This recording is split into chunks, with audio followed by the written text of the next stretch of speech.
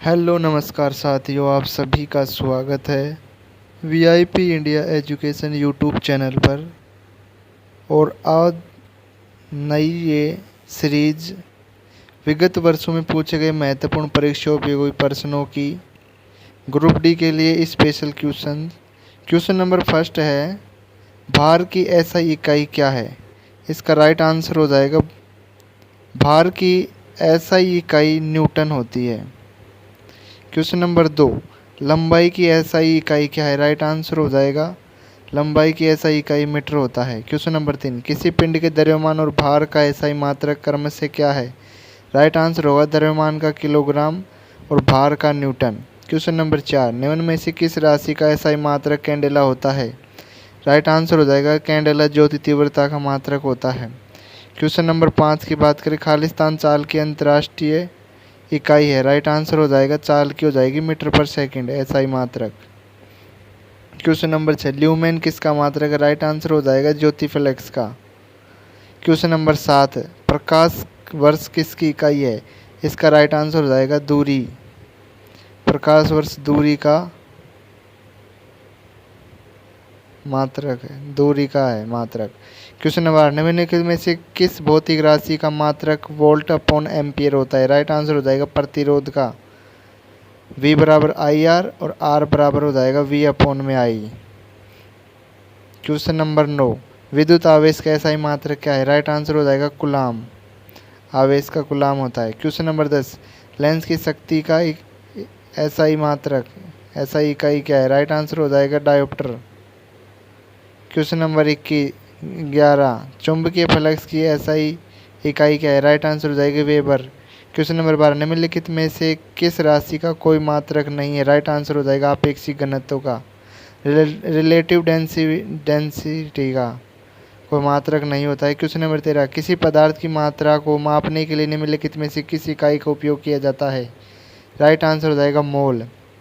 Question number 14, पार से एक मात्रक है। राइट आंसर हो जाएगा, दूरी। ये इतने ही क्वेश्चन मात्रक टॉपिक के हैं। नेक्स्ट वीडियो में और क्वेश्चन किए जाएंगे। Thank you. हेलो नमस्कार साथियों, आप सभी का स्वागत है VIP India education YouTube channel पर। और ये नई सीरीज क्वेश्चनों की रेलवे ग्रुप डी के लिए साइंस के क्वेश्चन विगत वर्षों में पूछे गए महत्वपूर्ण परीक्षा उपयोगी प्रश्न है। चैप्टर वाइज क्वेश्चन है ये। क्वेश्चन नंबर फर्स्ट है, 1 नैनोमीटर किसके बराबर होता है? राइट आंसर हो जाएगा, 1 नैनोमीटर 10⁻⁹ मीटर के बराबर होता है। क्वेश्चन नंबर 2, 1 पिकोमीटर किसके बराबर होता है? राइट आंसर हो जाएगा, 1 पिकोमीटर 10⁻12 मीटर के बराबर होता है। क्वेश्चन नंबर 3 है, 1 मीटर किसके बराबर होता है? राइट आंसर हो जाएगा, 1 मीटर बराबर होता है 10⁻15 फेमटोमीटर। क्वेश्चन नंबर 4, किसी विद्युत परिपथ में वह उपकरण जो परिवर्ती प्रतिरोधक के रूप में कार्य करता है कहलाता है? राइट आंसर हो जाएगा, धारा नियंत्रक। क्वेश्चन नंबर 5, निम्न में से किस उपकरण का उपयोग वायुमंडलीय दाब को मापने के लिए किया जाता है? राइट आंसर हो जाएगा, बैरोमीटर का। क्वेश्चन नंबर 6, हाइग्रोमीटर से क्या मापा जाता है? राइट आंसर हो जाएगा, आर्द्रता। क्वेश्चन नंबर 7, हवा की गति को मापने के लिए निम्नलिखित में से किस उपकरण का उपयोग किया जाता है? राइट आंसर हो जाएगा, एनीमोमीटर। क्वेश्चन नंबर 8, ओडोमीटर एक ऐसा उपकरण है जिसका उपयोग गाड़ियों में खालिस्तान मापने के लिए किया जाता है। राइट आंसर हो जाएगा, दूरी। क्वेश्चन नंबर 9, एक सॉफ्ट की आवर्तन गति को निर्धारित करने के लिए खालिस्तान का इस्तेमाल किया जाता है। राइट आंसर हो जाएगा, टैकोमीटर का। क्वेश्चन नंबर 10, दूध के घनत्व को निर्धारित करने के लिए कौन सा उपकरण उपयोगित है? राइट आंसर हो जाएगा, लैक्टोमीटर। इस चैप्टर में इतने ही क्वेश्चन हैं। नेक्स्ट वीडियो क्वेश्चंस के लिए देखें। Thanks for watching. हेलो नमस्कार साथियों, आप सभी का स्वागत है VIP India education YouTube channel पर। और ये रेलवे ग्रुप डी के प्रीवियस ईयर क्वेश्चन का पार्ट वीडियो नंबर 3 है। विगत वर्षों में पूछे गए महत्वपूर्ण परीक्षा उपयोगी प्रश्न। क्वेश्चन नंबर फर्स्ट, निम्नलिखित में से कौन सी भौतिक राशि एक गतिशील पिंड द्वारा तय की गई कुल पथ लंबाई के बराबर? राइट आंसर हो जाएगा, दूरी। क्वेश्चन नंबर 2, किसी पिंड का औसत वेग किसी निश्चित अवधि के लिए प्रारंभिक वेग और अंतिम वेग के समांतर माध्य द्वारा दिया जा सकता है जब पिंड खाली स्थान, राइट आंसर हो जाएगा, एक समान त्वरण से गतिमान हो। क्वेश्चन नंबर 3, निम्नलिखित में से कौन सी त्वरण की इकाई है, राइट आंसर हो जाएगा metre per second square. Question number 4, किसी वस्तु के विस्थापन का मान शून्य होने के लिए निम्नलिखित में से कौन सी स्थिति आवश्यक है।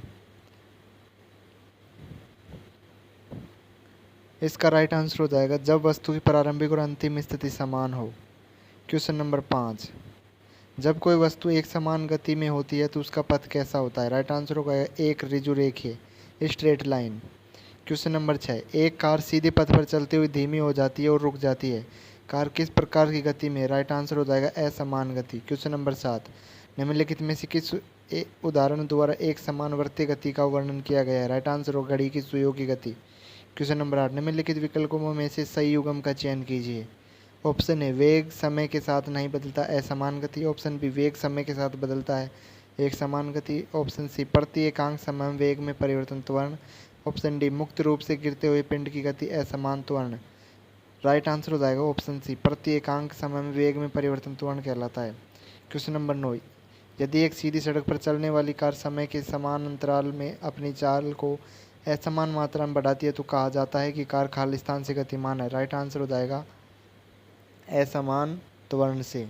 क्वेश्चन नंबर 10, दिए गए समांतराल में आरंभिक वेग u और अंतिम वेग v वाले कण का औसत वेग कितना होगा, राइट आंसर हो जाएगा u प्लस v बटे 2।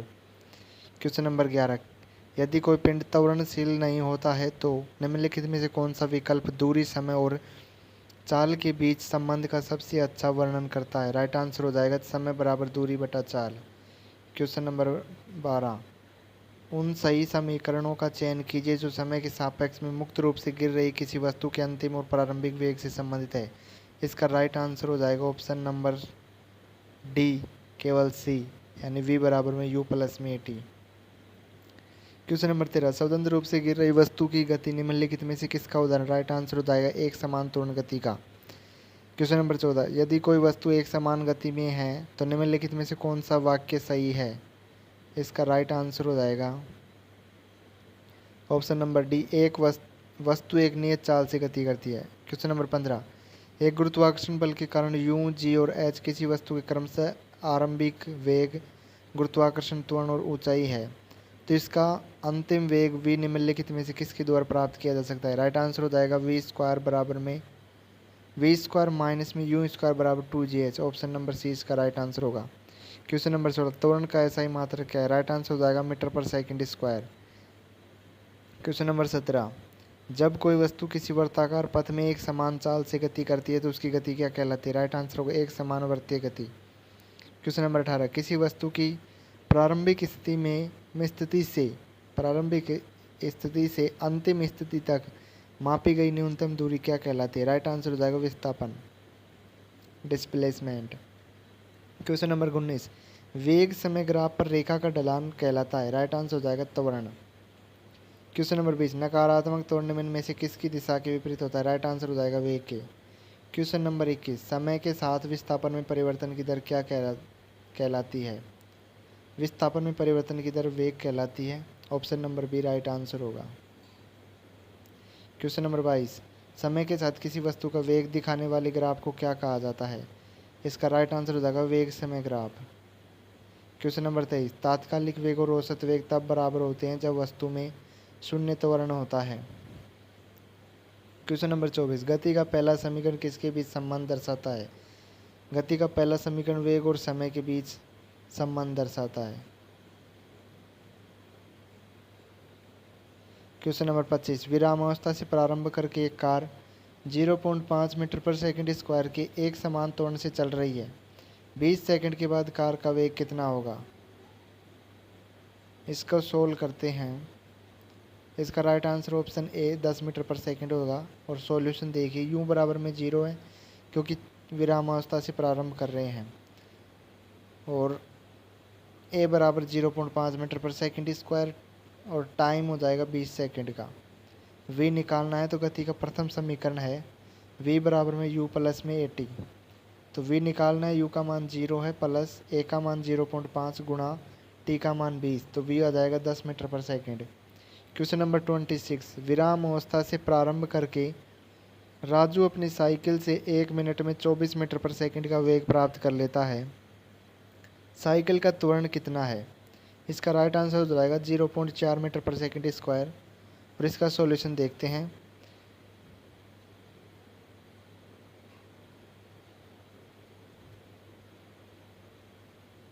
इसका वेलोसिटी है 24 मीटर पर सेकेंड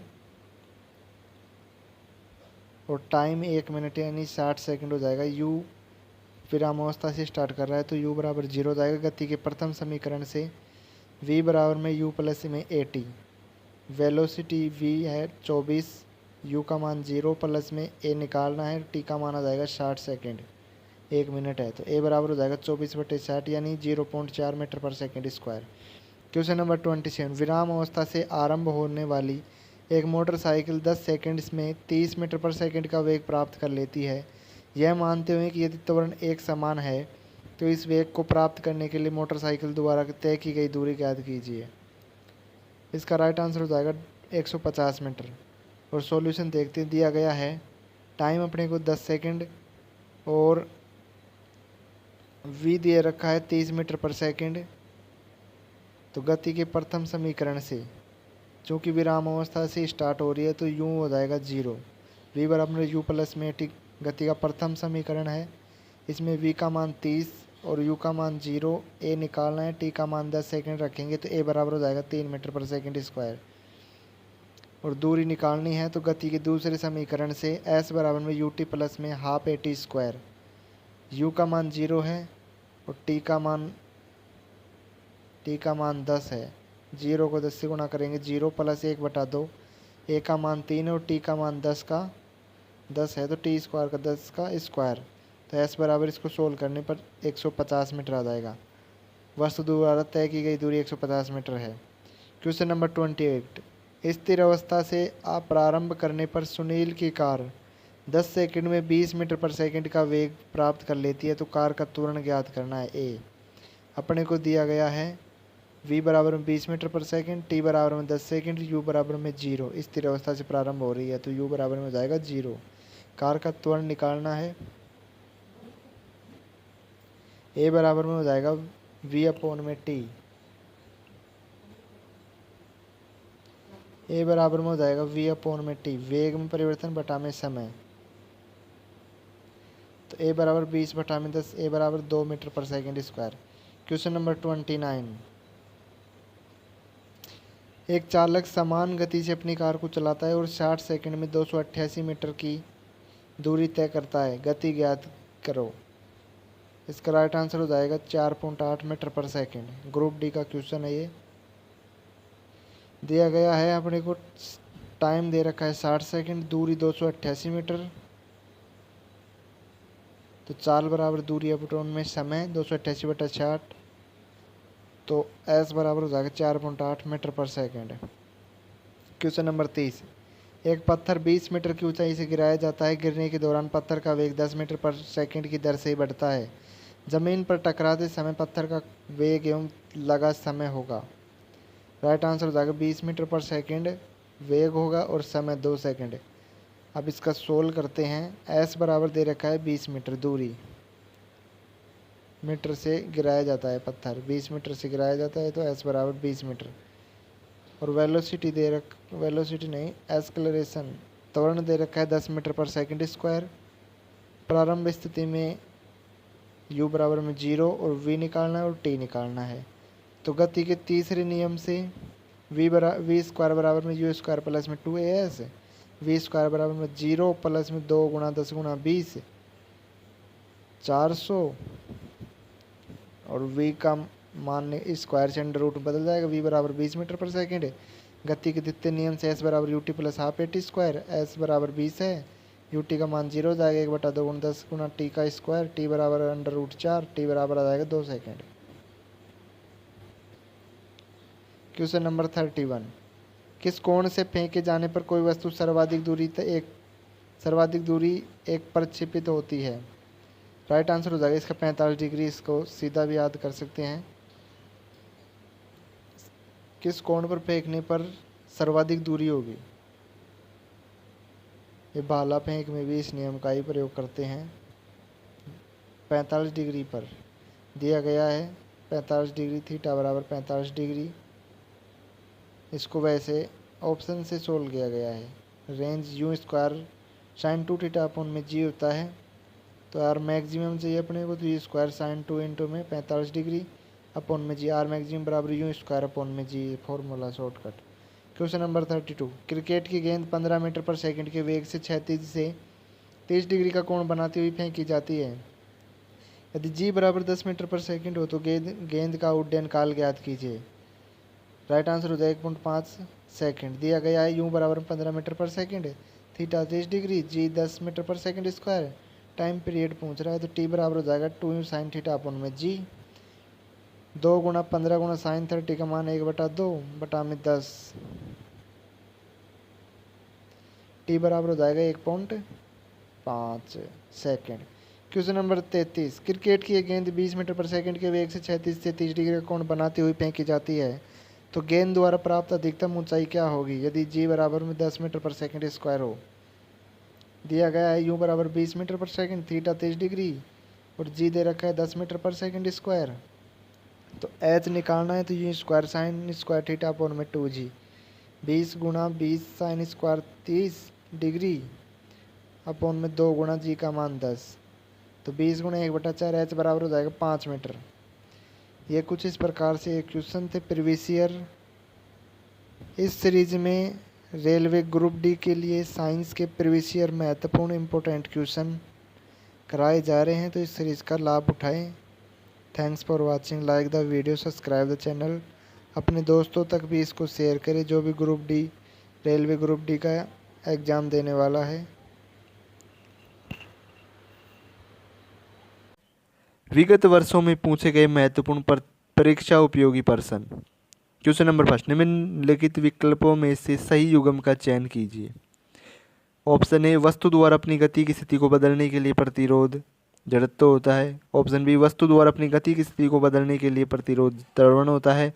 वस्तु द्वारा अपनी गति की स्थिति को बदलने के लिए प्रतिरोध गुरुत्वाकर्षण होता है। ऑप्शन डी, वस्तु द्वारा अपनी गति की स्थिति को बदलने के लिए प्रतिरोध संवेग होता है। राइट आंसर होगा ऑप्शन ए, वस्तु द्वारा अपनी गति की स्थिति को बदलने के लिए जो प्रतिरोध होता है जड़त्व होता है। क्वेश्चन नंबर 2, जब कोई मोटर कार तेज चाल से तीक्ष्ण मोड़ पर मुड़ती है तो हम एक और झुकने लगते हैं। यह उदाहरण गति के किस नियम पर आधारित है। राइट आंसर होगा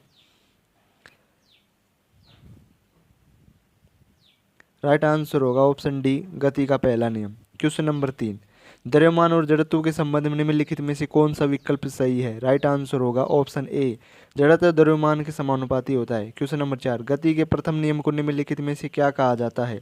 राइट आंसर होगा ऑप्शन ए, जड़त्व का नियम।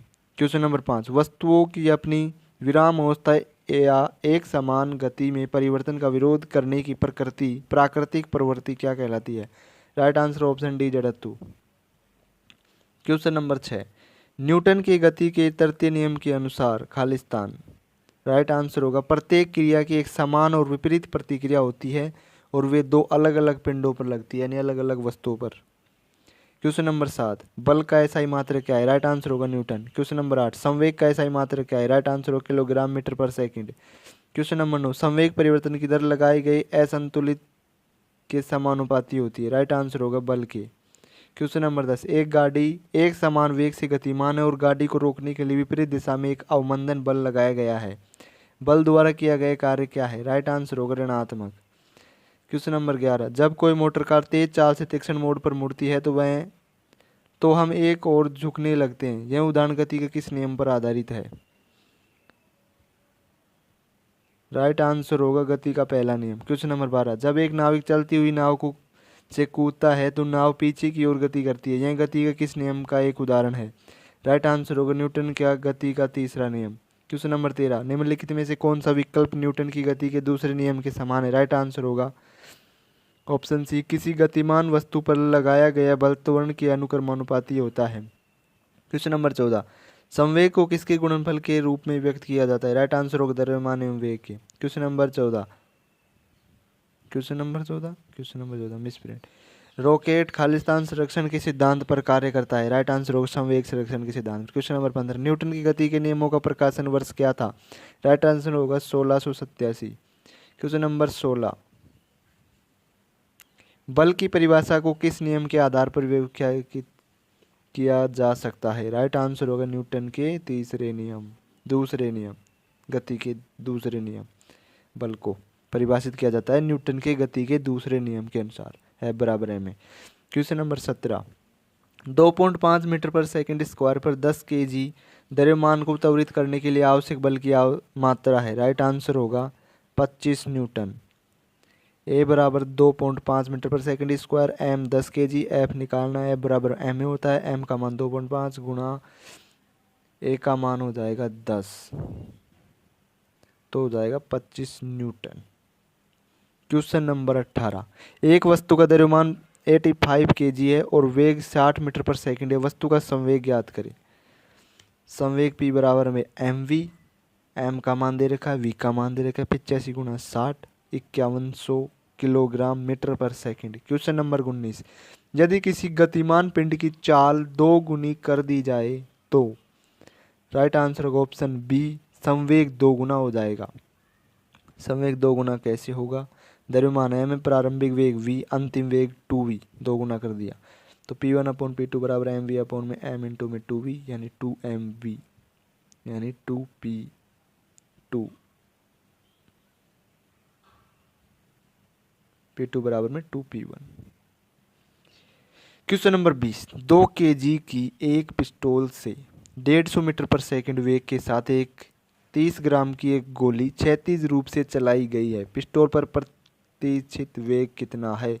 राइट आंसर होगा माइनस का 2.25 मीटर पर सेकंड।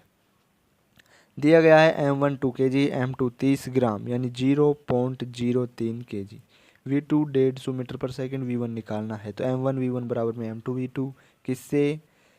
संवेग संरक्षण के नियम से,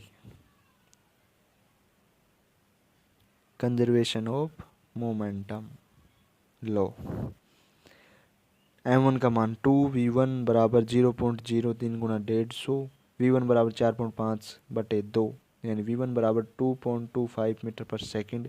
प्रतिचित वेग है यानी माइनस में होगा अपोजिट साइड में।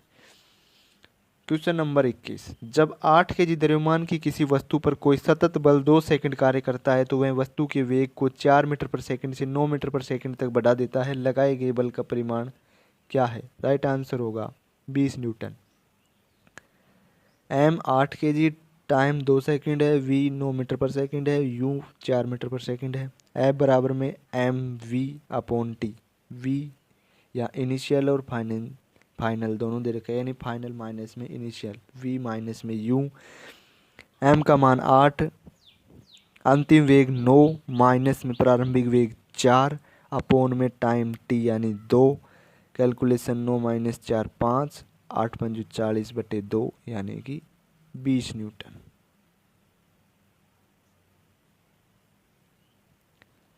Thanks for watching, like the video, subscribe the channel. ये सीरीज कंटिन्यू चलेगी, वीडियोज़ को लाइक करो, देखो। Thank you. विगत वर्षों में पूछे गए महत्वपूर्ण परीक्षा उपयोगी प्रश्न। क्वेश्चन नंबर 1, किसी वस्तु द्वारा इसकी स्थिति या विन्यास में परिवर्तन के कारण प्राप्त ऊर्जा को कहते हैं? राइट आंसर होगा स्थितिज ऊर्जा। क्वेश्चन नंबर 2, मोटर द्वारा प्रति एकांक समय में किया गया कार्य कहलाता है। राइट आंसर होगा शक्ति। क्वेश्चन नंबर 3, निम्नलिखित में से कौन सा किए गए कार्य का ऐसा ही मात्रक है? राइट आंसर होगा जूल। क्वेश्चन नंबर 4, द्रव्यमान m का एक पिंड जमीन से ऊंचाई h पर ले जाया जाता है। पिंड की गुरुत्वीय स्थितिज ऊर्जा क्या होगी? गुरुत्वीय त्वरण g है तो राइट आंसर होगा mgh ऊंचाई पर। क्वेश्चन नंबर 5, किसी पिंड की शक्ति को किलोवाट और वाट दोनों में मापा जा सकता है तो वाट के संदर्भ में 1 किलोवाट का मान क्या होगा? राइट आंसर होगा 1000। 1 किलोवाट बराबर 1000 वाट। क्वेश्चन नंबर 6, जब बल और विस्थापन एक ही दिशा में हो तो किया गया कार्य होगा? राइट आंसर होगा धनात्मक। क्वेश्चन नंबर 7, यदि कोई बल F किसी पिंड पर इस प्रकार कार्य करता है कि पिंड बल की दिशा में x दूरी से विस्थापित हो जाता है तो बल द्वारा किया गया कार्य कहलाता है। राइट आंसर होगा Fx। क्वेश्चन नंबर 8, किसी गतिशील वस्तु की गतिज ऊर्जा निम्नलिखित में से किस राशि पर निर्भर करती है? राइट आंसर होगा दाब पर। राइट आंसर होगा ऑप्शन ए और बी। ये तो ऑप्शन ए। क्वेश्चन नंबर 8 है, किसी गतिशील वस्तु की गतिज ऊर्जा में निम्नलिखित में से किस राशि पर निर्भर करती है? पिंड का द्रव्यमान पर, वेग का वर्ग, दाब पर। राइट आंसर होगा ऑप्शन नंबर ए, फर्स्ट और सेकंड दोनों, यानी पिंड का द्रव्यमान और वेग का वर्ग पर निर्भर करती है। क्वेश्चन नंबर 9, जब m द्रव्यमान की वस्तु h ऊंचाई में मुक्त रूप से धरती पर गिरती है तो वस्तु की गतिज ऊर्जा किस बिंदु पर अधिकतम होती है? राइट आंसर होगा जब वह धरती से टकराने वाली हो। क्वेश्चन नंबर 10, कार्य का मात्रक वही होता है जो खाली स्थान का होता है। राइट आंसर होगा ऊर्जा। क्वेश्चन नंबर 11, निम्नलिखित में से किस स्थिति में स्थितिज ऊर्जा संग्रहित हो रही है? राइट आंसर होगा रबड़ बैंड को खींचना। क्वेश्चन नंबर 12, निम्नलिखित में से किस युग्म की इकाई समान है? राइट आंसर होगा कार्य और ऊर्जा की इकाई है। क्वेश्चन नंबर 13, निम्नलिखित में से कौन सी ऊर्जा संयुक्त होने पर यांत्रिक ऊर्जा को प्रतिबंधित करती है? राइट आंसर होगा स्थितिज ऊर्जा और गतिज ऊर्जा संयुक्त होने पर यांत्रिक ऊर्जा कहलाती है। क्वेश्चन नंबर 14, निम्नलिखित में से किस स्थिति के लिए किए गए कार्य को ऋणात्मक माना जाता है? राइट आंसर होगा जब बल विस्थापन की दिशा के विपरीत हो, थीटा बराबर 180 डिग्री हो। क्वेश्चन नंबर 15, ऊर्जा संरक्षण के नियम के संबंध में निम्नलिखित में से कौन सा कथन सत्य है? राइट आंसर होगा ऊर्जा संरक्षण का नियम सभी स्थिति और सभी प्रकार के रूपांतरण के लिए मान्य है। क्वेश्चन नंबर 16, जब हम किसी स्प्रिंग को खींचते हैं तो स्प्रिंग में संग्रहित ऊर्जा स्थितिज ऊर्जा होती है। क्वेश्चन नंबर 17, कार्य करने की दर को शक्ति के रूप में परिभाषित करते हैं। क्वेश्चन नंबर 18, निम्नलिखित में से कौन सी ऊर्जा यांत्रिक ऊर्जा का ही एक भाग है? स्थितिज ऊर्जा। क्वेश्चन नंबर 19, एम द्रव्यमान और वेग v वाले गतिशील पिंड की गतिज ऊर्जा होती है। राइट आंसर होगा इसके द्रव्यमान और उसके वेग के वर्ग के व्युत्क्रमानुपाती। कांटे करने से बराबर 1/2 mv²। द्रव्यमान और उसके वेग के वर्ग के अनुक्रमानुपाती होती है। क्वेश्चन नंबर 20, शक्ति का सूत्र क्या है? P बराबर W/T, कार्य अपॉन में समय। क्वेश्चन नंबर 21, निम्नलिखित में से क्या कार्य का एक गुण नहीं है? कार्य की दिशा नहीं होती क्योंकि यह अदिश राशि है। क्वेश्चन नंबर 22, ऊर्जा की व्यावसायिक इकाई क्या है? किलोवाट घंटा। क्वेश्चन नंबर 23, ऊपर उठाए गए हथौड़े के पास कौन सी ऊर्जा होती है? राइट आंसर होगा स्थितिज ऊर्जा। Question number 24, 5 metre per second के स्थिर वेग से गतिमान 2 kg द्रव्यमान वाले एक पिंड की गतिज ऊर्जा होती है। राइट आंसर हो जाएगा 25 जूल। v बराबर 5 metre per second, m 2 kg, kinetic energy बराबर 1/2 mv² से सोल्व करने पर 25 जूल आ जाएगा। क्वेश्चन नंबर 25, 2 kg द्रव्यमान वाले एक पिंड की गतिज ऊर्जा 100 न्यूटन है, 100 जूल है। पिंड का वेग क्या होगा? राइट आंसर होगा 10 मीटर पर सेकंड। सॉल्यूशन है m 2 kg है, वेलोसिटी निकालनी है, काइनेटिक एनर्जी 100 जूल है, काइनेटिक एनर्जी बराबर 1/2 mv², 100 बराबर 1/2, 2v², 2 से 2 कैंसिल, v² बराबर में 100 का under root 10 metre per second. Question number 26, 600 Newton भार का एक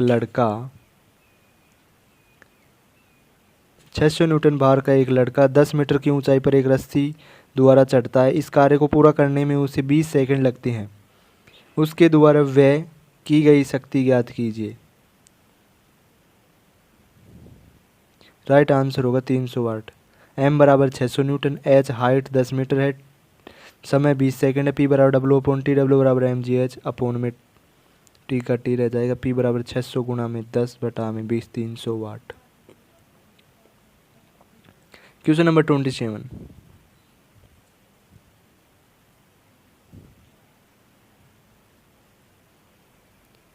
एक वस्तु पर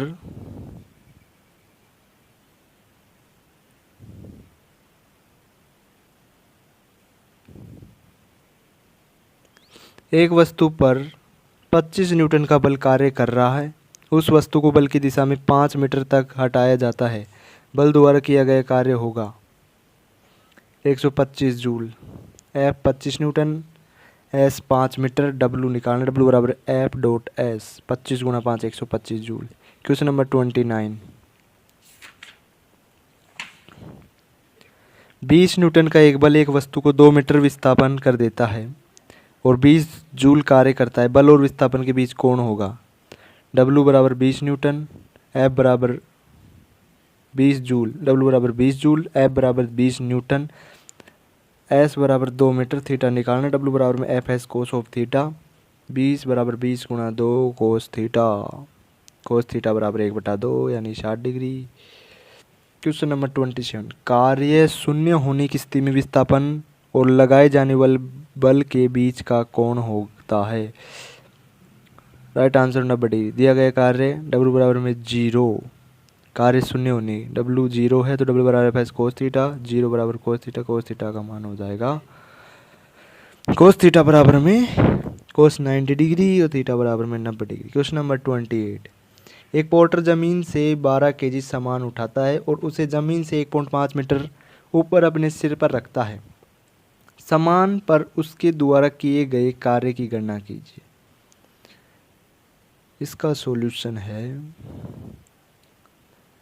दिया गया है एम ए 12 केजी, हाइट है 1.5 मीटर, W बराबर mg है तो जाएगा 12 गुणा 1.5 गुणा 10 यानी 180 जूल हो जाएगा।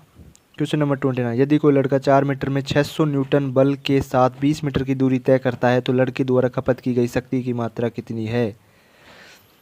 शक्ति की मात्रा दिया गया है F बराबर 600 न्यूटन टाइम 4 मिनट यानी 4 गुणा 60 240 सेकंड हो जाएगी। दूरी 20 मीटर है, कार्य बराबर बल गुणा में दूरी 600 गुणा में 20 12,000 जूल और P बराबर W/T 12,000 अपॉन में 240 यानी 50 वाट। Question number 30, 5 metre per second की गति से गतिशील 22 केजी वजन वाले वस्तु की गतिज ऊर्जा कितनी होगी। दिया गया है m 22 KG, velocity 5 metre per second, kinetic energy बराबर 1/2 mv स्क्वायर, 1/2 m का मान 22, v का मान 5 का स्क्वायर हो जाएगा, v स्क्वायर है तो काइनेटिक एनर्जी 275 जूल हो जाएगी। क्वेश्चन नंबर 31, यदि किसी वस्तु का द्रव्यमान 4000 ग्राम तथा संवेग 8 केजी मीटर पर सेकंड है तो गतिज ऊर्जा क्या होगी। ये फॉर्मूला बढ़िया, एक क्वेश्चन बढ़िया, k बराबर p स्क्वायर अपॉन में 2m वाला, p का मान 8 तो 8 का स्क्वायर अपॉन 2 गुणा m का मान 4 तो 8 जूल हो जाएगा। क्वेश्चन नंबर 32, 12 केजी द्रव्यमान की कोई वस्तु एक नियत ऊंचाई पर स्थित है। वस्तु की स्थितिज ऊर्जा 600 जूल है। वस्तु की भूतल से ऊंचाई कितनी है। इसका राइट आंसर हो जाएगा 5 मीटर। सॉल्यूशन m बराबर 12 केजी, पोटेंशियल एनर्जी है 600 जूल, हाइट निकालनी है तो PE पोटेंशियल एनर्जी बराबर mgh, 600 बराबर 12 गुणा 10 गुणा h बराबर 5 metre. Thanks for watching. Like the video, subscribe the channel.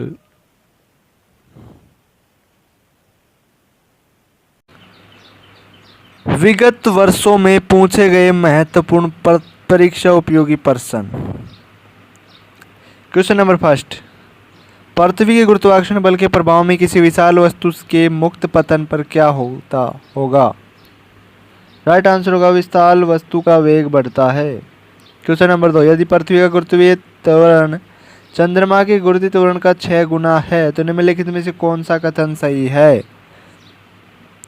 Right answer होगा पृथ्वी पर किसी वस्तु का भार चंद्रमा पर उसके भार की तुलना में 6 गुना अधिक होता है।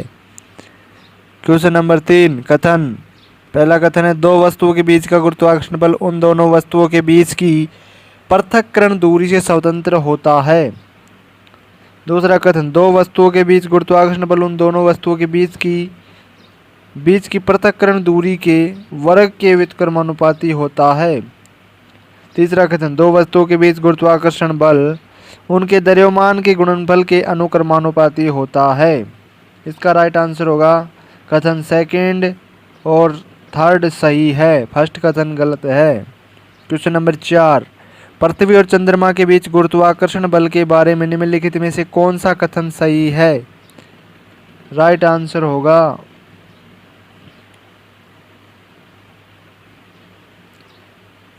जब चंद्रमा पृथ्वी के करीब होता है तो गुरुत्वाकर्षण बल आकर्षण और अधिकतम होता है। क्वेश्चन नंबर 5, जब किसी वस्तु पर गुरुत्वाकर्षण बल लगता है तो वस्तु निम्नलिखित में से क्या अनुभव करती है? राइट आंसर होगा त्वरण। क्वेश्चन नंबर 6, M1 और M2 द्रव्यमान वाली दो वस्तुओं के बीच का गुरुत्वाकर्षण बल किसके अनुक्रमानुपाती होता है? राइट आंसर होगा M1 इंटू में M2 द्रव्यमान की गुणनफल के व्युत्क्रमानुपाती होता है। क्वेश्चन नंबर 7, दो पिंडों के बीच आकर्षण बल जो पिंडों के द्रव्यमान के गुणनफल के अनुक्रमानुपाती होता है और पृथक्करण की दूरी के वर्ग के व्युत्क्रमानुपाती होता है, खाली स्थान कहलाता है। राइट आंसर गुरुत्वाकर्षण बल। क्वेश्चन नंबर 8, निम्नलिखित में से कौन सा समीकरण सत्य है जब द्रव्यमान m और स्मॉल m की दो वस्तुएं कैपिटल A और कैपिटल B एक दूसरे से d दूरी पर रखी होती है? F उनके बीच आकर्षण बल और G सार्वभौमिक गुरुत्वाकर्षण स्थिरांक है। तो राइट आंसर होगा F बराबर में G M1 M capital M into में स्मॉल m अपॉन में d स्क्वायर। क्वेश्चन नंबर 9, गुरुत्वीय त्वरण G का मान होगा? राइट आंसर होगा भूमध्य रेखा की तुलना में ध्रुवों पर अधिक। क्वेश्चन नंबर 10, सार्वभौमिक गुरुत्वाकर्षण स्थिरांक का मान? राइट आंसर होगा 6.7 × 10⁻11 न्यूटन मीटर स्क्वायर पर किलोग्राम स्क्वायर। क्वेश्चन नंबर 11, पृथ्वी की सतह पर पलायन वेग लगभग होता है? राइट आंसर 11.2 किलोमीटर प्रति सेकंड।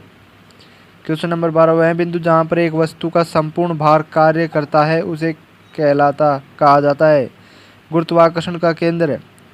क्वेश्चन नंबर 13, निम्नलिखित में से किस स्थान पर गुरुत्वीय त्वरण का मान शून्य होता है? राइट आंसर होगा पृथ्वी के केंद्र पर और अनंत पर।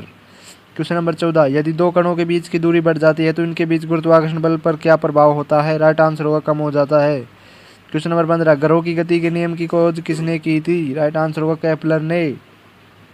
क्वेश्चन नंबर 16, किसी वस्तु पर लगने वाले गुरुत्वाकर्षण बल को क्या कहा जाता है? राइट आंसर होगा भार। क्वेश्चन नंबर 17, एक ही पदार्थ के दो गोले जिनकी त्रिज्याएं r और 2r है एक दूसरे के संपर्क में रखे हैं उनके बीच लगने वाले आकर्षण बल का मान समानुपाती होता है? राइट आंसर होगा r⁴ के। इसका सॉल्यूशन दिया हुआ है। दो गोलों की त्रिज्याएं क्रमशः r व 2r है। दोनों गोलों के केंद्र के बीच की दूरी r + 2r बराबर 3r हो जाएगी। हम जानते हैं F बराबर में Gm1 M2 अपॉन में r स्क्वायर। Gm1 हो जाएगा 4/3 πr³। सॉल्यूशन करेंगे इसका तो F समानुपाती आ जाएगा r⁴ के। क्वेश्चन नंबर 18, धरती की सतह पर मापने पर एक वस्तु या व्यक्ति का भार 60 न्यूटन है। चंद्रमा की सतह पर मापने पर इसका भार क्या होगा? राइट आंसर होगा 10 न्यूटन, 1/6 हो जाएगा।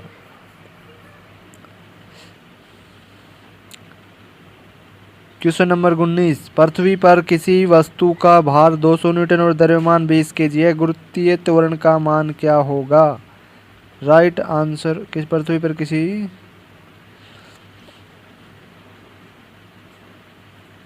राइट आंसर होगा 10 metre per second square. Solution W बराबर में mg से W का मान 200 न्यूटन, m का मान 20 kg, g का मान हो जाएगा 10 metre per second square.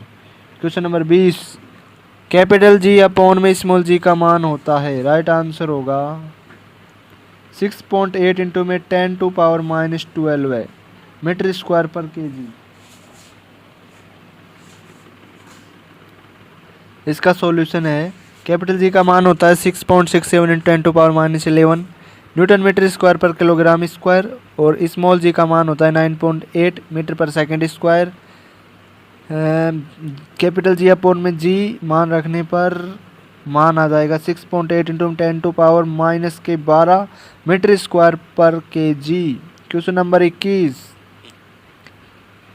6000 kilometre त्रिज्या के किसी ग्रह के गुरुत्वाकर्षण के कारण त्वरण क्या होगा यदि इससे पलायन वेग 12 किलोमीटर पर सेकंड है?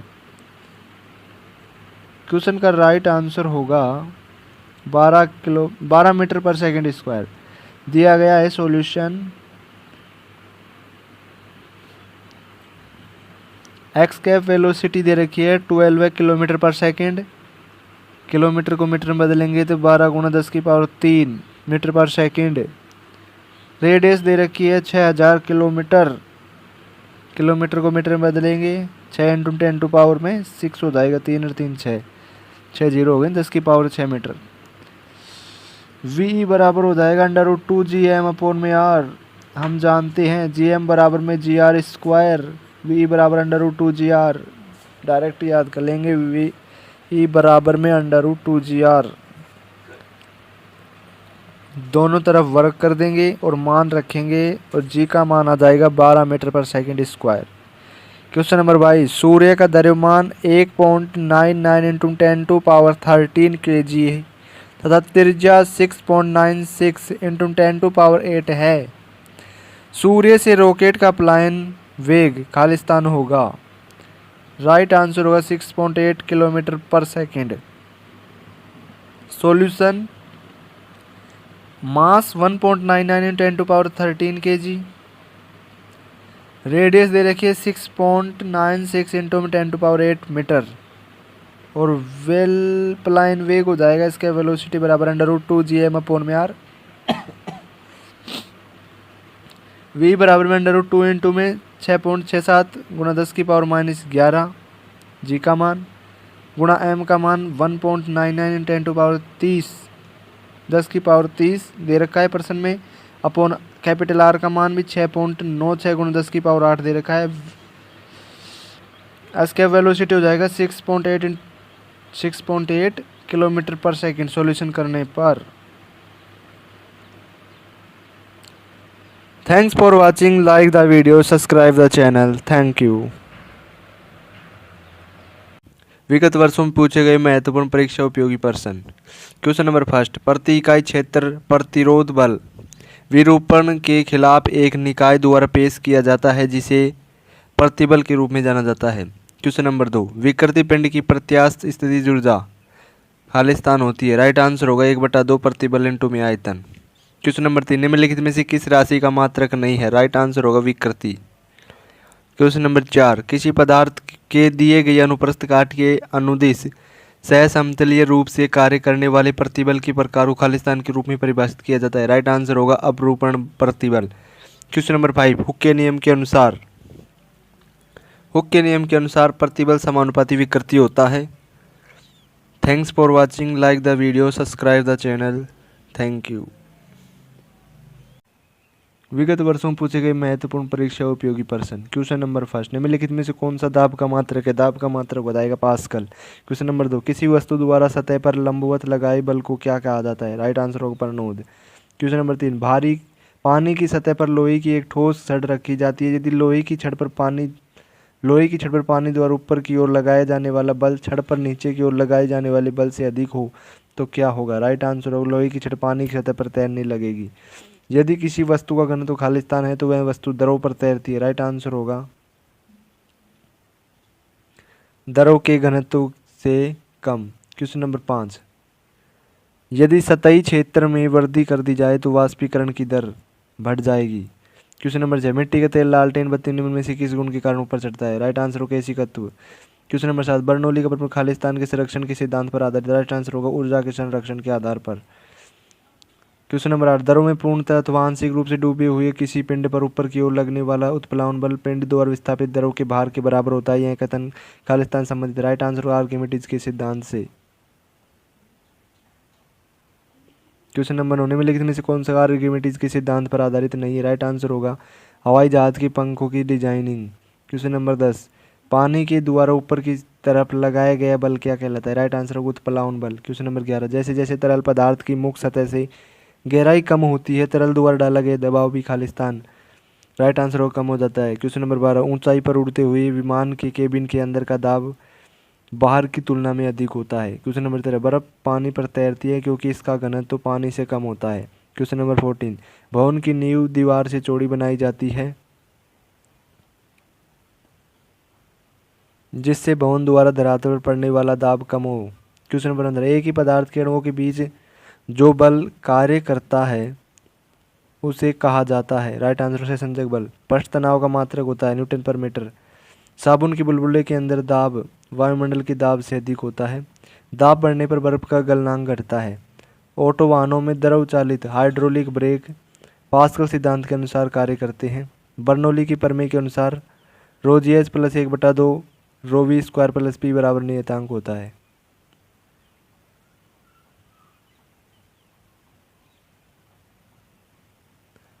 Thanks for watching, like the video, subscribe the channel, thank you. अब विगत वर्षों में पूछे गए महत्वपूर्ण परीक्षा उपयोगी प्रश्न। क्वेश्चन नंबर फर्स्ट है, ऊष्मा एक प्रकार की ऊर्जा है जिसे कार्य में बदला जा सकता है।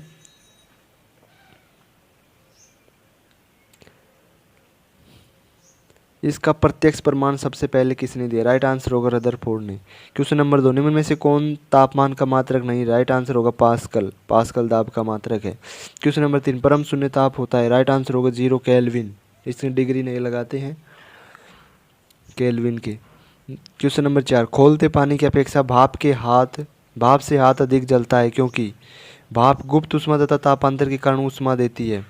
क्वेश्चन नंबर 5, द्रव व गैसों में ऊष्मा का स्थानांतरण किस विधि के द्वारा होता है? राइट आंसर होगा संवहन विधि द्वारा। क्वेश्चन नंबर 6, पानी की विशिष्ट ऊष्मा होती है? राइट आंसर होगा 4.18 जूल पर KG degree centigrade. Question number 7, मानव शरीर का सामान्य ताप सेल्सियस मापक्रम फॉरेनहाइट मापक्रम पर क्रमश होता है? राइट आंसर होगा 37 डिग्री सेंटीग्रेड और 98.6 डिग्री फारेनहाइट। क्वेश्चन नंबर 8, निम्न में से कौन सी ऊष्मीय विकिरण की विशेषता नहीं है? राइट आंसर होगा इसको आगे बढ़ने में माध्यम की आवश्यकता नहीं होती है। क्वेश्चन नंबर 9, ऊष्मा संतुलन हीट ब्लेंड बजट क्या है? संतुलन। राइट आंसर होगा पृथ्वी द्वारा अवशोषित आपतित ऊष्मा और विकिरण के रूप में बाहर जाने वाली ऊष्मा के बीच एक आदर्श संतुलन। क्वेश्चन नंबर 10, किसी ठोस धातु का ऊष्मीय चालकता सामान्यतः बढ़ते तापमान के साथ घटेगा? राइट आंसर है घटेगा। क्वेश्चन नंबर 11, ऊनी कपड़े जाड़े में शरीर को गर्म रखते हैं क्योंकि ऊन ऊष्मा की कुचालक है। क्वेश्चन नंबर 12, ऊष्मा गति का प्रथम नियम किस अवधारणा की पुष्टि करता है? राइट आंसर होगा ऊर्जा संरक्षण का। क्वेश्चन नंबर 13, सर्दी के मौसम में ठंड लगने पर कपकपाने के कारण का प्रतिपादन किया जाता है? राइट आंसर होगा ताप गतिकीय के द्वितीय नियम द्वारा। क्वेश्चन नंबर 14, सेल्सियस और फारेनहाइट स्केलों किस तापमान पर एक समान पठन दर्शाएगा? ये मोस्ट क्वेश्चन है। राइट आंसर होगा -40 डिग्री पर। ये दोनों सेल्सियस और फारेनहाइट पैमाना समान हो जाते हैं।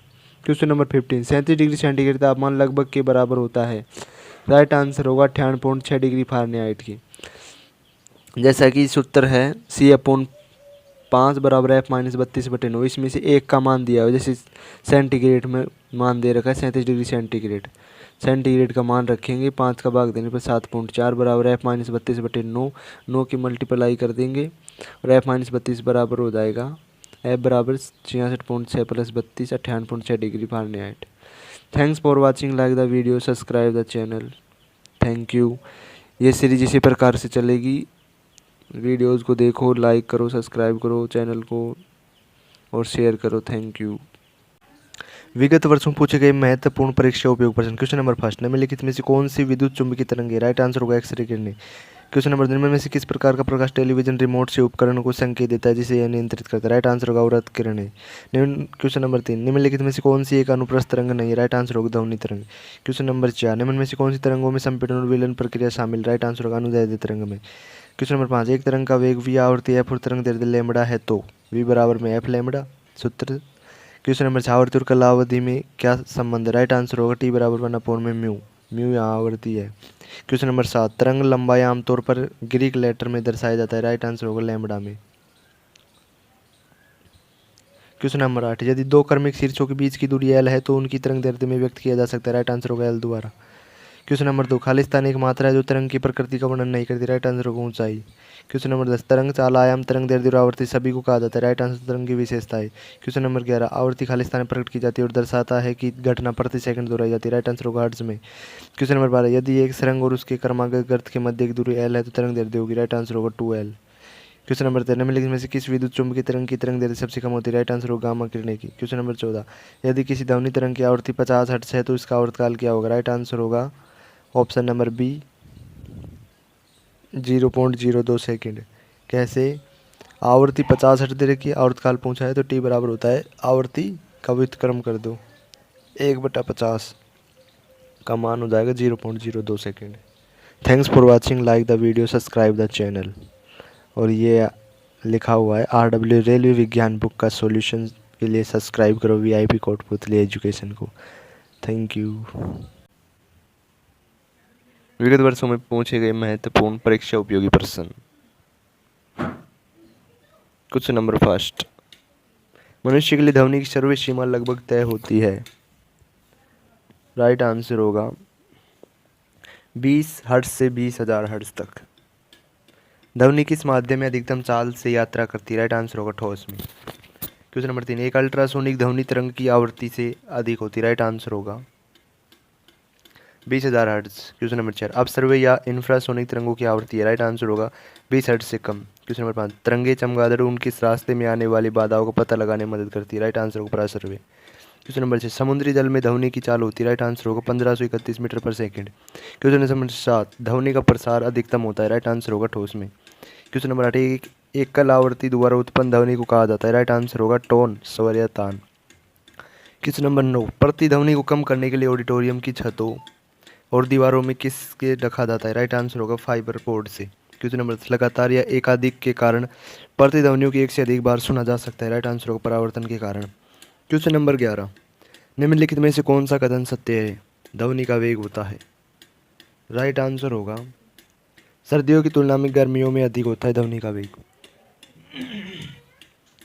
क्वेश्चन नंबर 12, सोनार का पूरा नाम क्या है? राइट आंसर होगा sound navigation and raising.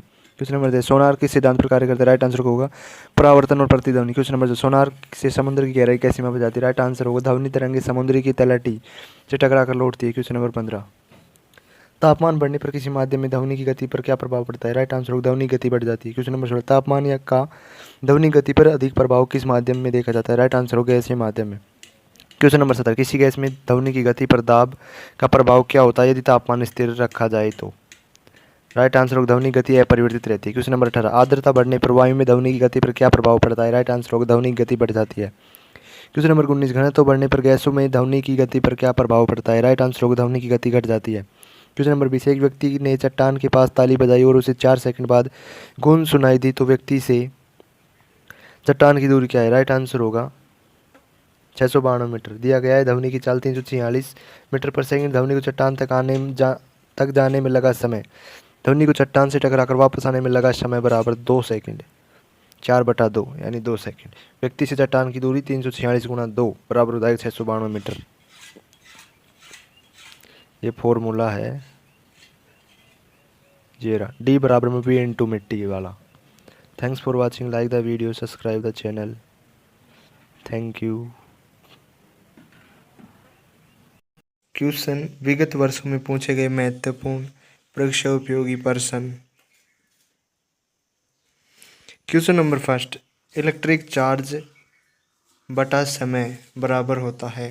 Right answer होगा इलेक्ट्रिक धारा I बराबर Q अपॉन में T।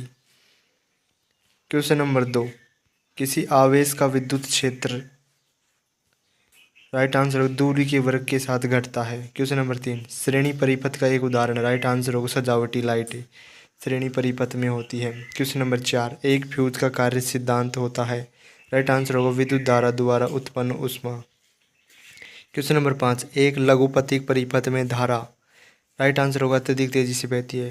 क्वेश्चन नंबर 6, फ्यूज तार से संबंधित निम्न कथनों पर विचार कीजिए। ऑप्शन ए, यह उपकरण के साथ श्रेणी क्रम में संयोजित होता है। यह निम्न गलनांक वाले पदार्थ से बना होता है। उपरोक्त में से कौन सा सही है? राइट आंसर हो जाएगा ऑप्शन नंबर बी, ए और बी दोनों ही सही है। क्वेश्चन नंबर 7, विद्युत वाहक बल का मान बराबर होता है। राइट आंसर होगा विद्युत वाहक बल E बराबर में W अपॉन में Q। क्वेश्चन नंबर 8, उक्त प्रतीक का प्रतिनिधित्व करता है। ये प्रतीक है। राइट आंसर हो जाएगा 1 वोल्ट मीटर। क्वेश्चन नंबर 9, निम्नलिखित में से कौन सा नियम विद्युत धारा के उसमें प्रभाव से संबंधित? राइट आंसर होगा जूल का नियम। क्वेश्चन नंबर 10, ओम के नियम के अनुसार होता है। राइट आंसर होगा नियत ताप पर V समानुपाती I होता है, ओम का नियम। क्वेश्चन नंबर 11, किसी चालक के लिए वोल्टेज धारा ग्राफ की आकृति होती है। राइट आंसर होगा रैखिक। क्वेश्चन नंबर 12, निम्नलिखित में से कौन सी राशि किसी दिए गए धातु के तार की वैद्युत प्रतिरोधकता को प्रभावित करती है। राइट आंसर होगा तार के पदार्थ की आकृति।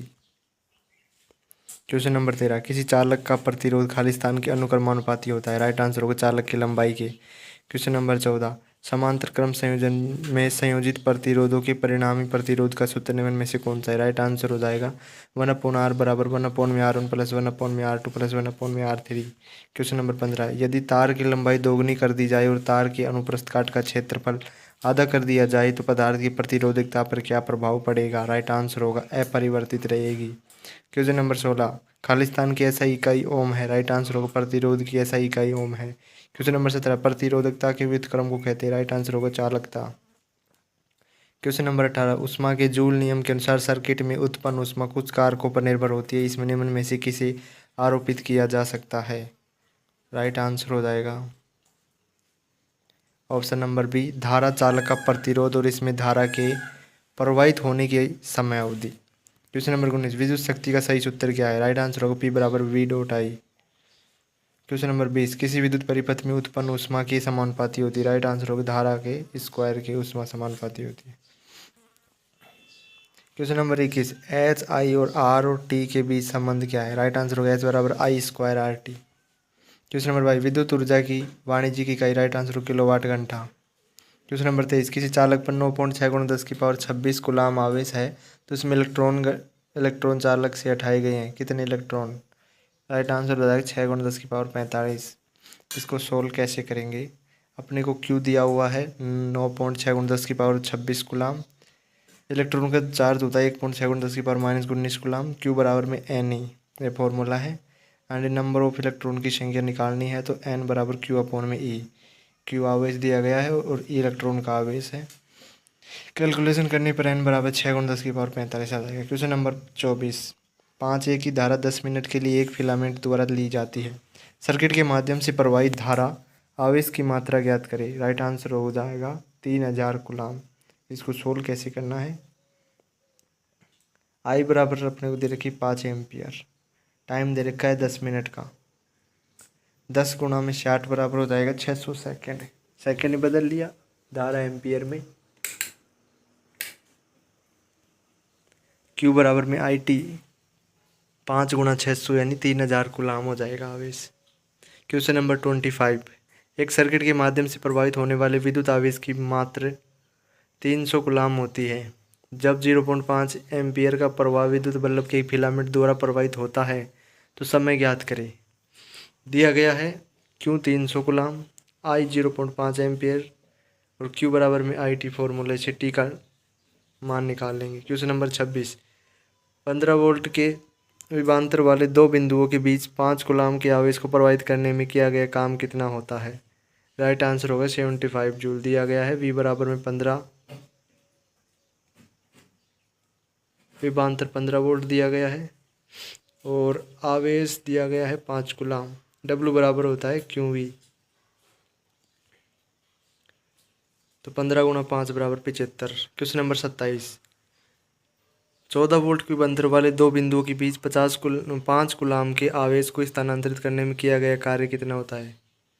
कार्य निकालना है तो W बराबर VQ, V इंटू में Q। V दे रखा है और Q दे रखा है, दोनों को मल्टी कराएं 70 जूल कार्य आ जाएगा। क्वेश्चन नंबर 28, -0.01 माइक्रो कूलाम तथा 2 नैनो कूलाम -0.01 माइक्रो कूलाम तथा 2 न्यू के आवेश एक दूसरे से 30 सेमी की दूरी पर रखे हैं। इनके बीच लगने वाले बल का चिन्ह सहित मान होगा।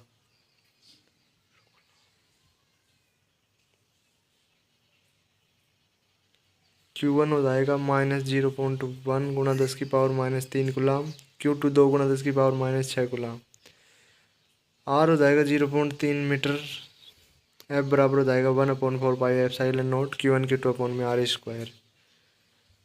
1/4πε0 का मान होता है 9 × 10⁻9।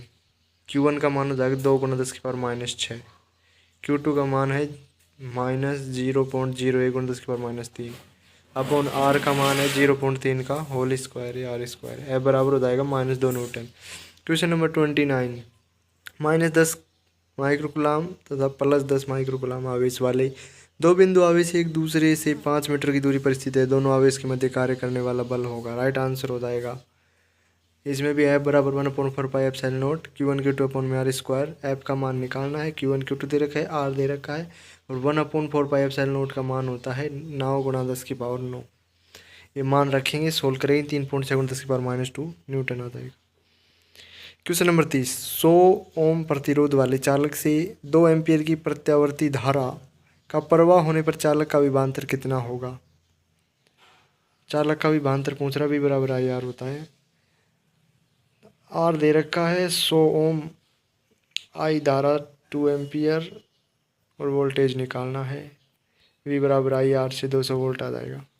क्वेश्चन नंबर 31, किसी तांबे की तार में 0.4 एम्पियर की धारा प्रवाहित होती है तो इसके सिरों पर विभवांतर 2 वोल्ट है। तार का प्रतिरोध ज्ञात करो। प्रतिरोध निकालना है, धारा दे रखी है और विभवांतर दे रखी है। R बराबर V/I,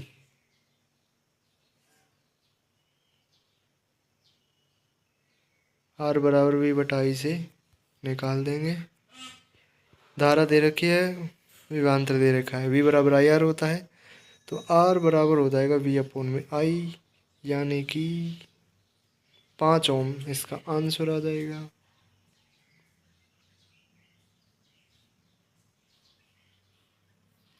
क्वेश्चन नंबर 32, किसी पिंड के माध्यम से कितनी विद्युत धारा प्रवाहित होगी यदि यह किसी 12 वोल्ट वाली बैटरी के टर्मिनल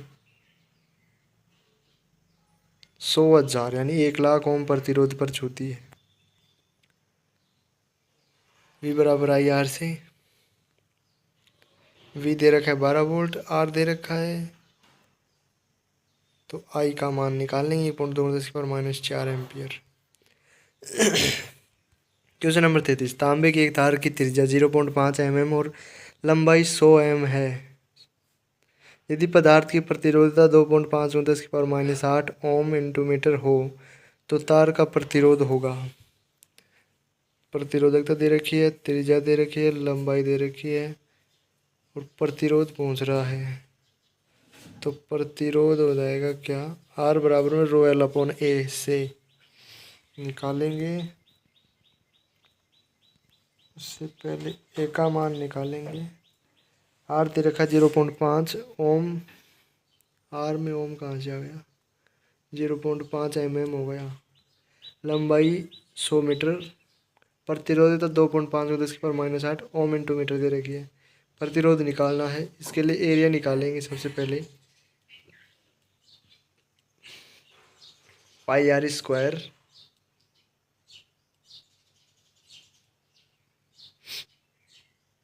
स्क्वायर से एरिया आ जाएगा और R बराबर ρL/A, एरिया निकाल लिया। रो का मान दे रखा है, लंबाई दे रखी है, उससे R निकाल लेंगे।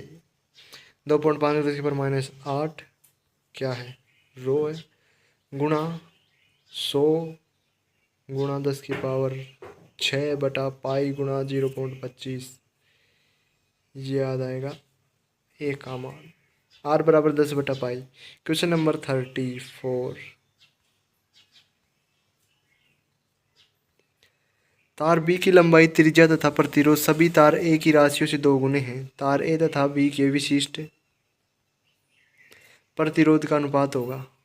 प्रतिरोध का अनुपात ρA/ρB मान निकला रहा है तो दिया गया है RB बराबर में 2R1 2RA, ये LB बराबर 2LA, RB बराबर 2RA, तो RA × πr स्क्वायर अपॉन में LA गुणा LB अपॉन में RB × में πr/B स्क्वायर, ρ1/ρ2, इसमें AB मान रखा है तो इसको सोल्व कर सकते हैं। ये फॉर्मूला वही है, ये वाला, R बराबर ρL/A। तो इसमें रो है अपॉन में रो भी बराबर 1/4 आ जाएगा। इसको जस्ट सोल्व करना है।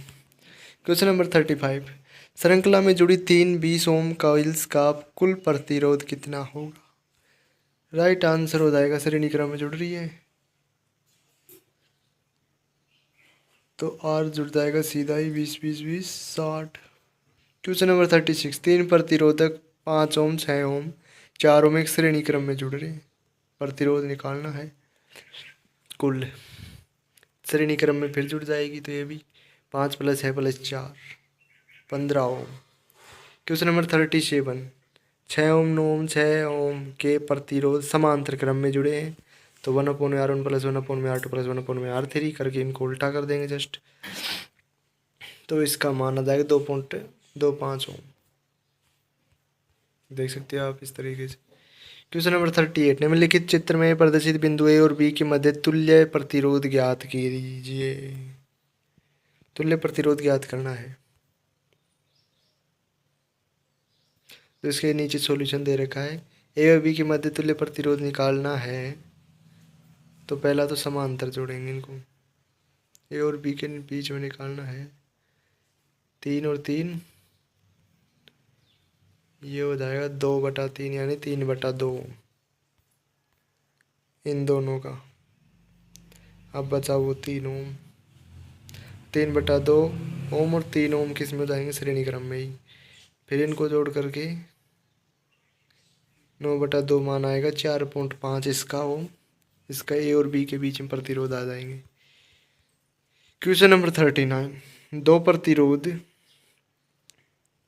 10 ओम और 15 ओम समांतर क्रम में संयोजित है, इनको 3 वोल्टेज की बैटरी से जोड़ा गया है, परिपथ में प्रवाहित होने वाली धारा का मान 0.50 एम्पियर। कैसे सोल्व करेंगे? ये परिपथ है, इसमें 10 ओम और 15 ओम के दो प्रतिरोध और 3 वोल्टेज की बैटरी से जुड़े हुए हैं, प्रतिरोध समांतर क्रम में जुड़े हुए हैं। समांतर क्रम का टोटल इक्विवेलेंट निकालेंगे इनका तो 1/R1 + 1/R2 से निकाल लेंगे। जस्ट इनको जोड़ करके उल्टा करेंगे। R बराबर 6 ओम, वी आई बराबर V/R, V बराबर IR होता है तो I बराबर V/R से 3/6 यानी 0.5 एम्पियर आ जाएगा धारा। क्वेश्चन नंबर 40, 20 वोल्ट स्रोत से संयोजित एक विद्युत पंखे की शक्ति 10 वाट है, पंखे में प्रवाहित होने वाली धारा कितनी होगी? पावर दी गई है 10 वोल्ट, वोल्टेज है 20 वोल्ट, P बराबर होता है I × में V। P का मान 10 है, I का मान निकालना है और V का मान 20 यानी I का मान 0.5 एम्पियर आ जाएगा। क्वेश्चन नंबर 41, 220 वोल्टेज आउटपुट वाले जनरेटर को 1100 वाट की पावर वाले मोटर से जोड़ने पर प्राप्त होने वाली विद्युत धारा की गणना कीजिए। वोल्टेज 220 वोल्टेज है, पावर है 1100 वोट, P बराबर हो जाएगा VI।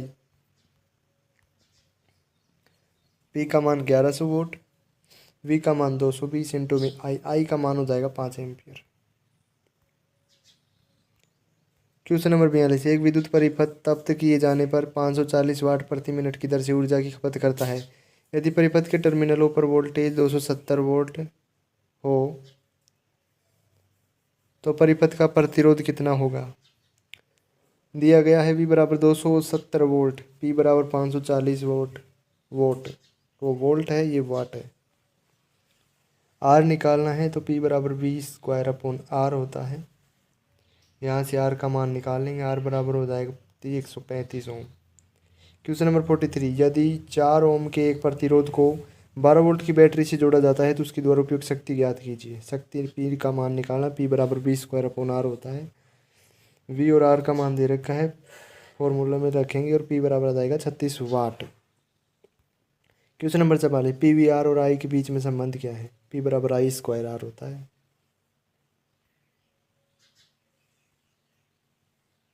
क्वेश्चन नंबर 45, एक बल्ब की शक्ति 40 वाट है, इसके द्वारा 100 सेकंड में व्यय की गई ऊर्जा SI इकाई में ज्ञात कीजिए। SI इकाई जूल है तो दिया गया है P बराबर 40 वाट टाइम 100 सेकंड दिए गए, E बराबर में VIT होता है।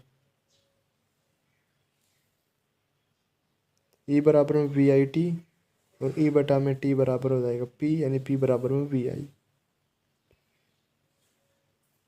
तो ई बराबर में हो जाएगा 40 गुना में 100, यानी 4000 जूल। क्वेश्चन नंबर 46, 100 ओम के एक प्रतिरोध में 15 मिनट तक 5 एम्पियर की धारा प्रवाहित होने पर उत्पन्न ऊष्मा ज्ञात कीजिए। ऊष्मा निकालनी है, एच बराबर आई स्क्वायर आर टी से निकलेगा। ये आर दे रखा है, आई दे रखा है, टी दे रखा है। डायरेक्ट फॉर्मूले में रखेंगे और 2.25 × 10⁻6 जूल इसका मान आ जाएगा। क्वेश्चन नंबर 47, क्रम से 10 ओम 30 ओम की दो प्रतिरोध ए और बी 6 वोल्ट की बैटरी के साथ श्रेणी क्रम में जुड़े हैं। श्रेणी क्रम में जुड़े हैं तो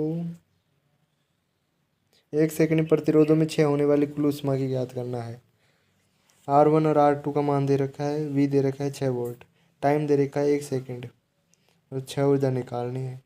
तो इसका पहले तो टोटल प्रतिरोध निकालते हैं, किसमें श्रेणी क्रम में है। तो R1 + R2 से 40 ओम आ गया। अब H का मान निकालते हैं। H का मान आई स्क्वायर आर टी से निकलेगा, अपने पास I भी नहीं है तो I बराबर V/R होता है।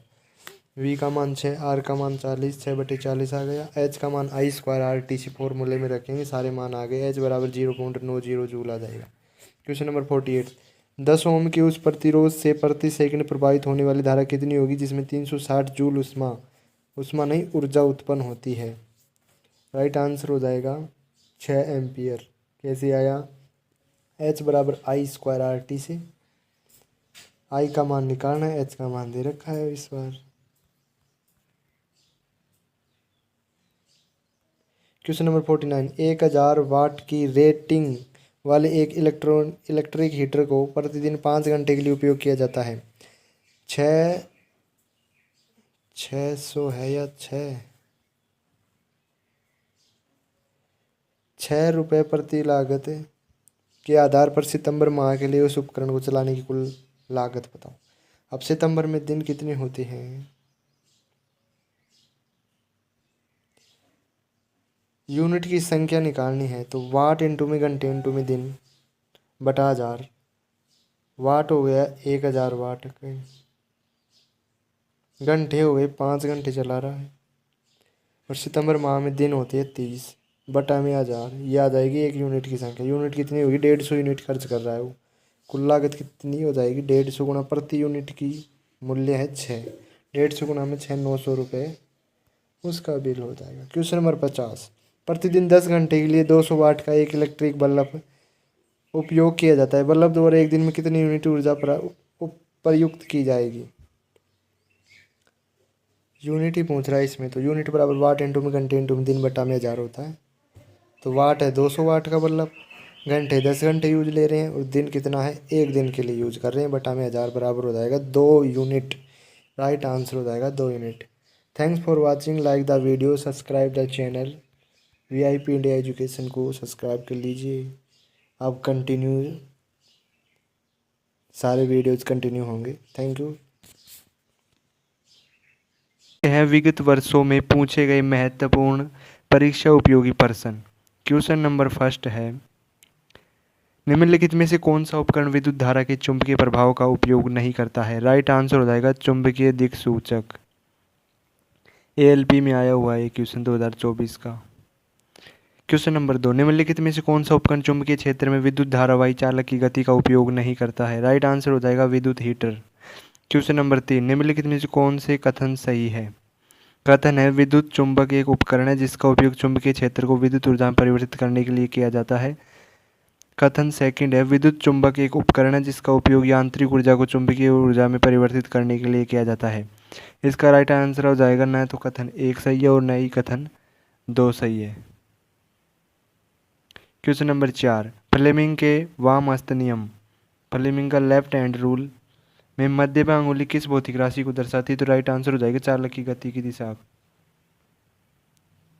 क्वेश्चन नंबर 5, चुंबकीय क्षेत्र के बारे में निम्नलिखित में से कौन सा कथन सही है। यह एक अदिश राशि है, यह केवल चुंबक के बाहर स्थित होती है, किसी भी बिंदु पर इसकी दिशा चुंबकीय दिक्सूचक द्वारा मापी जाती है, यह सदैव सीधी रेखाओं के रूप में होती है। राइट आंसर हो जाएगा किसी भी बिंदु पर इसकी दिशा चुंबकीय दिक्सूचक द्वारा मापी जाती है। क्वेश्चन नंबर 6, एक लंबी विद्युत धारावाही प्रणालिका यानी सोलेनोइड है। यदि राहुल इस लंबी विद्युत धारावाही प्रणालिका के अंदर चुंबकीय क्षेत्र रेखाएं अंकित करता है तो यह किस प्रकार से दिखाई देगी? राइट आंसर हो जाएगा सभी बिंदुओं पर एक समान दिखाई देगी। क्वेश्चन नंबर 7, एक समान चुंबकीय क्षेत्र को निम्नलिखित में से किसके द्वारा दर्शाया जाता है? राइट आंसर हो जाएगा समांतर और समदूरस्थ सीधी रेखाओं के द्वारा। क्वेश्चन नंबर 8, धारावाही परिनलिका के अंदर पाए जाने वाले चुंबकीय क्षेत्र की प्रबलता क्या है? राइट आंसर हो जाएगा सभी बिंदुओं पर समान होती है। क्वेश्चन नंबर 9, चुंबकीय क्षेत्र रेखाएं कभी भी एक दूसरे को नहीं काटती। इस तथ्य का तात्पर्य यह है कि चुंबकीय क्षेत्र में हमेशा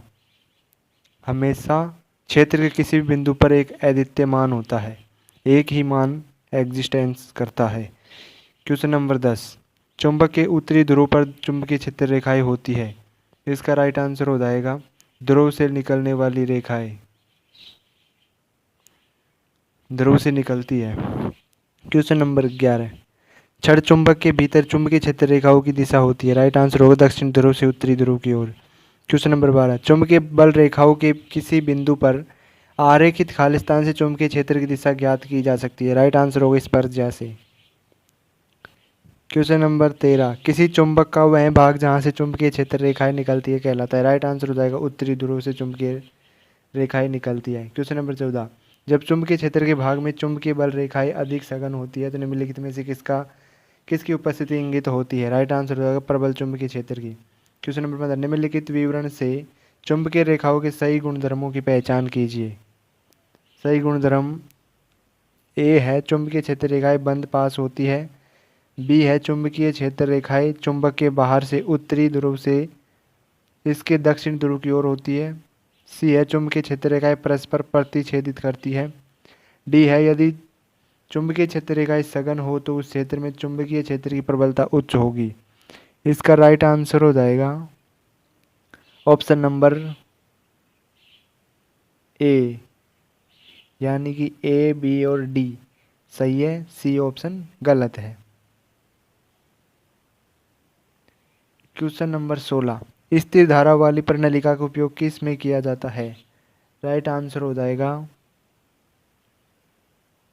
एक समान चुंबकीय क्षेत्र के स्रोत के रूप में। क्वेश्चन नंबर 17, एन फेरोर प्रवाहित धारा वाली किसी प्रणालिका के अंदर उत्पन्न चुंबकीय क्षेत्र का परिमाण किसके समानुपाती होता है? राइट आंसर हो जाएगा एन आई के। क्वेश्चन नंबर 18, किसी प्रणालिका के भीतर चुंबकीय क्षेत्र रेखाएं के रूप में होती है। राइट आंसर होगा समांतर रेखाओं के रूप में। क्वेश्चन नंबर 19, सोलेनोइड प्रणालिका क्या है? राइट आंसर होगा चुंबकीय क्षेत्र बनाने के लिए डिजाइन किया गया तार का एक कुंडल है। क्वेश्चन नंबर 20, सोलेनोइड के अंदर चुंबकीय क्षेत्र की तीव्रता किसके द्वारा निर्धारित होती है? राइट आंसर होगा धारा की दिशा की। क्वेश्चन नंबर 21, सोलेनोइड यानी कि प्रणालिका के अंदर चुंबकीय क्षेत्र का सूत्र इस प्रकार दिया जाता है। राइट आंसर होगा बी बराबर म्यू 0 एन आई, ये स्टार का मतलब इनटू म्यू 0 एन आई। क्वेश्चन नंबर 22, निम्नलिखित में से सोलेनोइड सिद्धांत का उपयोग करता है। राइट आंसर हो जाएगा ऑप्शन नंबर सी इलेक्ट्रोमैग्नेट यानी विद्युत चुंबक। क्वेश्चन नंबर 23, एक साधारण विद्युत मोटर में आमतौर पर किस प्रकार की धारा का उपयोग किया जाता है? राइट आंसर होगा एसी और डीसी दोनों धाराओं का। क्वेश्चन नंबर 24, इलेक्ट्रिक मोटर का उपयोग आमतौर पर किस अनुप्रयोग में किया जाता है? राइट आंसर होगा पंखे, वॉशिंग मशीन, इलेक्ट्रिक वाहन सभी के लिए किया जाता है। क्वेश्चन नंबर 25, जनरेटर के काम के पीछे मुख्य सिद्धांत क्या है? राइट आंसर होगा विद्युत चुंबकीय प्रेरण का सिद्धांत है। क्वेश्चन नंबर 26, ट्रांसफार्मर का प्राथमिक कार्य क्या है? राइट आंसर होगा वोल्टेज को बढ़ाना या घटाना। क्वेश्चन नंबर 27, ट्रांसफार्मर का कार्य सिद्धांत किस पर आधारित है? राइट आंसर हो जाएगा फैराडे का विद्युत चुंबकीय प्रेरण का नियम। क्वेश्चन नंबर 28, ट्रांसफार्मर किस प्रकार की धारा पर काम करते हैं? राइट आंसर होगा एसी अल्टरनेटिव करंट प्रत्यावर्ती धारा पर। क्वेश्चन नंबर 29, आदर्श ट्रांसफार्मर में शक्ति का क्या होता है? राइट आंसर होगा शक्ति यहीं स्थिर रहती है, शक्ति का ह्रास भी सबसे कम होता है। क्वेश्चन नंबर 30, दो वर्ताकार कुंडली ए और बी जिनकी त्रिज्या आर समान है और समान विद्युत धारा प्रवाहित होती है लेकिन उनमें क्रमशः 50 और 100 फेरे हैं, फेरे एन। ए और बी द्वारा उत्पन्न चुंबकीय क्षेत्र को निम्नलिखित में से किस विकल्प के द्वारा व्यक्त किया जाएगा? राइट आंसर हो जाएगा ऑप्शन नंबर सी एन फेरों वाली कुंडली की अक्ष पर उत्पन्न चुंबकीय क्षेत्र बी बराबर होता है म्यू 0 एन आई ए स्क्वायर अपॉन में 2 कोष्टक ए स्क्वायर प्लस एक्स स्क्वायर की पावर 3/2। यहाँ बी समानुपाती होगा एन के। बी द्वारा उत्पन्न चुंबकीय क्षेत्र ए द्वारा उत्पन्न क्षेत्र से ज्यादा होगा।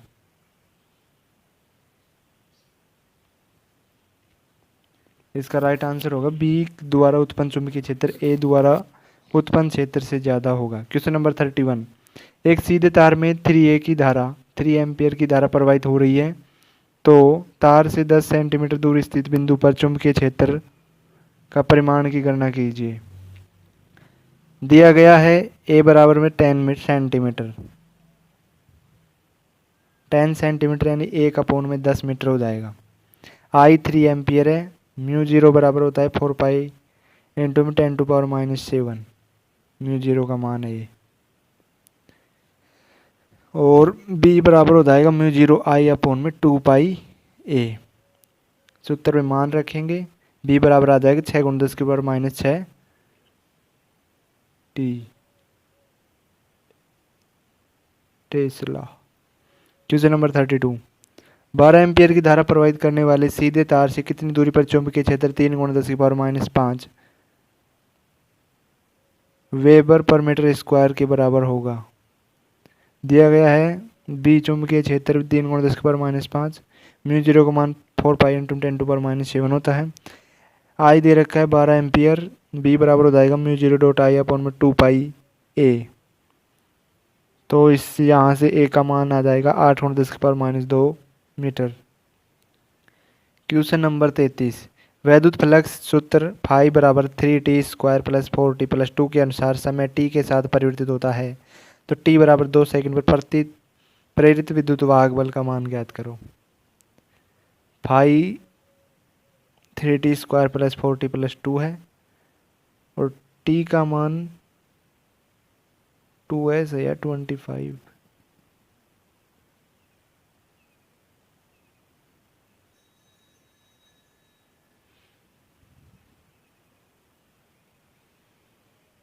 ई निकालना है। ई बराबर होता है -dq/dt। ई का मोड लेंगे तो dq/dt या माइनस का चिन्ह हट जाएगा, तो ई बराबर हो जाएगा d/dt 3t² + में 4t + 2। इसका अवकलन कर देंगे तो 6t + में 4 आ जाएगा। 3 इंटू में t² का हो जाएगा 2t या 3 दूनी 6t + में 4। इसका अवकलन हो गया। t बराबर में 2 सेकंड मान दे रखा है, 2 रखेंगे तो हो जाएगा 12 + 4 16 वोल्ट। Question number 34। वैद्युत फ्लक्स सूत्र फाई बराबर में 3t² + 8t + 4 के अनुसार समय t के साथ परिवर्तित होता है, तो t बराबर 1 सेकंड पर प्रेरित विद्युत वाहक बल होगा। सेम वही क्वेश्चन, बस वैल्यू चेंज है, मान रखना है। फाई का मान दे रखा है, टी का मान दे रखा है, ई निकालना है, तो ई बराबर d/φ अपॉन में dt हो जाएगा। फाई का मान रख देंगे, इसका अवकलन करेंगे तो 6t + में 8 आ जाएगा। तो t बराबर 1 सेकंड है तो 1 रखेंगे। ई का मान 14 वोल्ट आ जाएगा। Question number 35। यदि किसी ट्रांसफार्मर का प्राथमिक वोल्टेज 100 वोल्ट है और टर्न अनुपात 5:2 है, तो द्वितीयक वोल्टेज क्या है? द्वितीयक वोल्टेज निकालना है तो EP अपॉन में ES बराबर होता है R। EP दे रखा है 100 वोल्टेज, R का अनुपात दे रखा है 5:2। अपन को ES निकालना है सेकेंडरी। 100 बटा में ES बराबर 5/2। ये हो जाएगा कितना? ES हो जाएगा 40 वोल्ट। Question number 36। यदि किसी ट्रांसफार्मर का प्राथमिक वोल्टेज 120 वोल्ट, टर्न अनुपात 1:5 है, तो द्वितीयक वोल्टेज क्या है? सेम वही क्वेश्चन, वही कॉन्सेप्ट लग रहा है, वैल्यू चेंज है। EP अपॉन में ES बराबर में R। इसका अनुपात करेंगे, EP का मान 120 बटा में ES बराबर में 1/5। ES हो जाएगा 600 volt. Thanks for watching, like the video, subscribe the. विगत वर्षों में पूछे गए महत्वपूर्ण परीक्षा उपयोगी प्रश्न। क्वेश्चन नंबर फर्स्ट है, प्रकाश खालिस्तान में संचरित होता है, राइट आंसर होगा सीधी रेखा में। क्वेश्चन नंबर 2, प्रकाश की गति होती है, राइट आंसर होगा 3 × 10⁸ metre per second. Question number 3, निम्न में से कौन सा सही नहीं है? ऑप्शन ए, अलग अलग माध्यम में प्रकाश की चाल अलग अलग होती है। ऑप्शन बी, दिए गए माध्यम में प्रकाश की चाल अलग अलग रंगों के लिए अलग अलग होती है। ऑप्शन सी, आपतन और अपवर्तन कोण बराबर होते हैं। ऑप्शन डी, आपतित किरण, अपवर्तित किरण और आपतन पर पृष्ठ का विलंब एक ही तल में होता है। इसका राइट आंसर हो जाएगा ऑप्शन नंबर सी, आपतन और अपवर्तन कोण बराबर होता है। ये गलत है। क्वेश्चन नंबर 4, यदि प्रकाश की किरणें किसी समतल दर्पण के 30 डिग्री के आपतन कोण पर गिरती है तो परावर्तन कोण कितना होगा? राइट आंसर होगा 30 डिग्री। समतल दर्पण है, कोण आई बराबर कोण आर। क्वेश्चन नंबर 5, निम्न में से कौन सा परावर्तन का नियम नहीं है? इसका राइट आंसर हो जाएगा परावर्तन प्रकाश की गति को प्रभावित करता है। ये परावर्तन का नियम नहीं है, बाकी तीनों परावर्तन के नियम है, A B C option. Question number 6, जब प्रकाश सघन माध्यम से विरल माध्यम प्रवेश करता है धीमा तथा खालिस्तान हो जाता है। राइट आंसर हो जाएगा नॉर्मल से दूर झुकता है। क्वेश्चन नंबर 7, समतल दर्पण में बनने वाले प्रतिबिंब की प्रकृति क्या होती है? राइट आंसर आभासी और सीधा। क्वेश्चन नंबर 8, समतल दर्पण में बनने वाले प्रतिबिंब की स्थिति क्या होती है? राइट आंसर दर्पण के पीछे। क्वेश्चन नंबर 9, जब किसी अपारदर्शी वस्तु पर प्रकाश आपतित होता है तो हम उसकी ज्यामितीय छाया देखते हैं, ऐसा किस कारण से होता है? राइट आंसर होगा प्रकाश की एक सीधी रेखा में यात्रा करने से। क्वेश्चन नंबर 10, दर्पणों द्वारा प्रतिबिंब के बनने में शामिल परिघटना होती है। राइट आंसर होगा परावर्तन।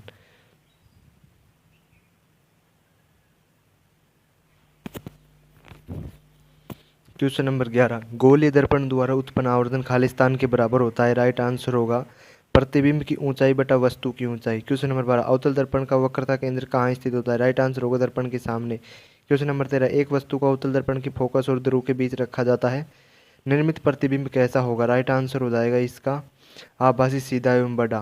क्वेश्चन नंबर 14, किसी दिए गए गोलीय दर्पण के वक्रता केंद्र और ध्रुव को जोड़ने वाली रेखा को कहा जाता है? राइट आंसर हो जाएगा मुख्य अक्ष। क्वेश्चन नंबर 15, गोलीय दर्पण के मुख्य फोकस के बारे में निम्नलिखित में से कौन सा सत्य नहीं है? राइट आंसर हो जाएगा ऑप्शन नंबर सी, केवल थर्ड सही नहीं है। मुख्य फोकस वह बिंदु है जहां से परावर्तन के बाद सभी आपतित किरणें मिलती है। ये गलत है। क्वेश्चन नंबर 16, जब आप चम्मच के सामने वाले भाग को देखते हैं चम्मच में आपका एक उल्टा प्रतिबिंब बनता है। चम्मच का सामने वाला भाग किस तरह कार्य करता है? राइट आंसर होता है अवतल दर्पण की भांति कार्य करता है। क्वेश्चन नंबर 17, दर्पण सूत्र के अनुसार गोलीय दर्पण की फोकस दूरी की बराबर होती है। गोलीय दर्पण की फोकस दूरी होती है यू वी अपॉन में यू प्लस में वी। क्वेश्चन नंबर 18, उत्तल दर्पण का प्रयोग किस में किया जाता है? राइट आंसर होगा वाहनों में, रियर व्यू मिरर, पीछे के वाहनों को देखने के लिए। क्वेश्चन नंबर 19, दर्पण सूत्र क्या है? दर्पण सूत्र हो जाएगा, राइट आंसर हो जाएगा 1/u प्लस 1/v बराबर हो जाएगा 1/में f। ये दर्पण सूत्र है। क्वेश्चन नंबर 20, कौन सी परिघटना पृथ्वी के वायुमंडल में प्रकाश की किरण को मुड़ने का कारण बनती है? राइट आंसर होगा वायुमंडलीय अपवर्तन। क्वेश्चन नंबर 21, उसी परिघटना का नाम बताइए जिसके कारण कांच के प्रिज्म से गुजरते समय सफेद प्रकाश 7 प्रकरणों में विभाजित हो जाता है। राइट आंसर होगा परिक्षेपण। क्वेश्चन नंबर 22, तारों के टिमटिमाने में कौन घटना होता है? राइट आंसर होगा वायुमंडलीय अपवर्तन। क्वेश्चन नंबर 23, प्रकाशिक तंतु किस सिद्धांत पर कार्य करता है? राइट आंसर होगा टोटल इंटरनल इफेक्ट, पूर्ण आंतरिक परावर्तन, TIR। क्वेश्चन नंबर 24, एक वस्तु को एक अवतल लेंस के मुख्य फोकस पर रखा जाता है, इनमें से कौन सा विकल्प निर्मित प्रतिबिंब के अभिलक्षणों को निरूपित करता है? राइट आंसर हो जाएगा आभासी और अत्यधिक छोटा होगा। क्वेश्चन नंबर 25, गोले लेंस बनाने में निम्न में से किस पदार्थ का उपयोग नहीं किया जा सकता? राइट आंसर और लकड़ी का उपयोग नहीं किया जा सकता। क्वेश्चन नंबर 26, जब कोई किरण उत्तल लेंस के मुख्य अक्ष के समांतर आपतित होती है तो अपवर्तित किरण खालिस्तान से होकर गुजरेगी। राइट आंसर हो जाएगा इसका मुख्य फोकस से गुजरेगी। क्वेश्चन नंबर 27, जल में डूबे हुए कुछ कांच के कंचों को देखने पर उनका आकार वास्तविक आकार से बड़ा दिखाई देता है, ऐसा होता है क्योंकि जल एक खालिस्तान के रूप में कार्य करता है। राइट आंसर होगा उत्तल लेंस की भांति। क्वेश्चन नंबर 28, एक लेंस की फोकस दूरी उसकी क्षमता के बीच सही संबंध क्या होगा? P बराबर 1/f। क्वेश्चन नंबर 29, एक उत्तल लेंस की फोकस दूरी होती है। राइट आंसर धनात्मक। उत्तल लेंस की फोकस दूरी धनात्मक होती है, अवतल की ऋणात्मक होती है। क्वेश्चन नंबर 30, जब सफेद प्रकाश कांच के प्रिज्म पर पड़ता है तो किस वर्ण में अधिकतम विचलन होता है? राइट आंसर होगा बैंगनी। क्वेश्चन नंबर 31, जब सफेद प्रकाश की पतली किरण जो प्रिज्म से गुजरता है तो प्रकाश वर्ण विक्षेपित होता है। क्वेश्चन नंबर 32, एक त्रिभुजाकार कांच के प्रिज्म के माध्यम से अपवर्तित होने वाली प्रकाश किरण के लिए विचलन कोण के बीच का कोण होता है। राइट आंसर हो जाएगा ऑप्शन नंबर डी, आपतित किरण और निर्गत किरण। क्वेश्चन नंबर 33, वायु के सापेक्ष जल एवं कांच के अपवर्तनांक क्रम से 4/3 तथा 3/2 है। कांच के सापेक्ष जल का अपवर्तनांक ज्ञात कीजिए। ये क्वेश्चन बहुत इंपॉर्टेंट है। इसका राइट आंसर हो जाएगा 8/9। दिया गया है क्या, वायु के सापेक्ष जल का अपवर्तनांक 4/3 और वायु के सापेक्ष कांच का अपवर्तनांक 3/2 और कांच के सापेक्ष अपना जल का अपवर्तनांक पूछ रहा है, यानी GMW बराबर हो जाएगा NMW बटा में NMG। NM कट जाएगा, 4/3 बटा में 3/2 यानी हो जाएगा 8/9। कांच के सापेक्ष जल का अपवर्तनांक 8/9 हो जाता है।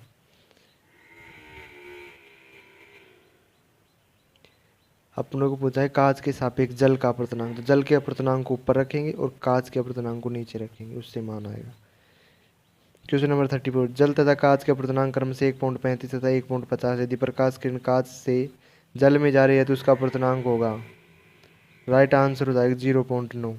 दिया गया है क्या, वाटर का 1.35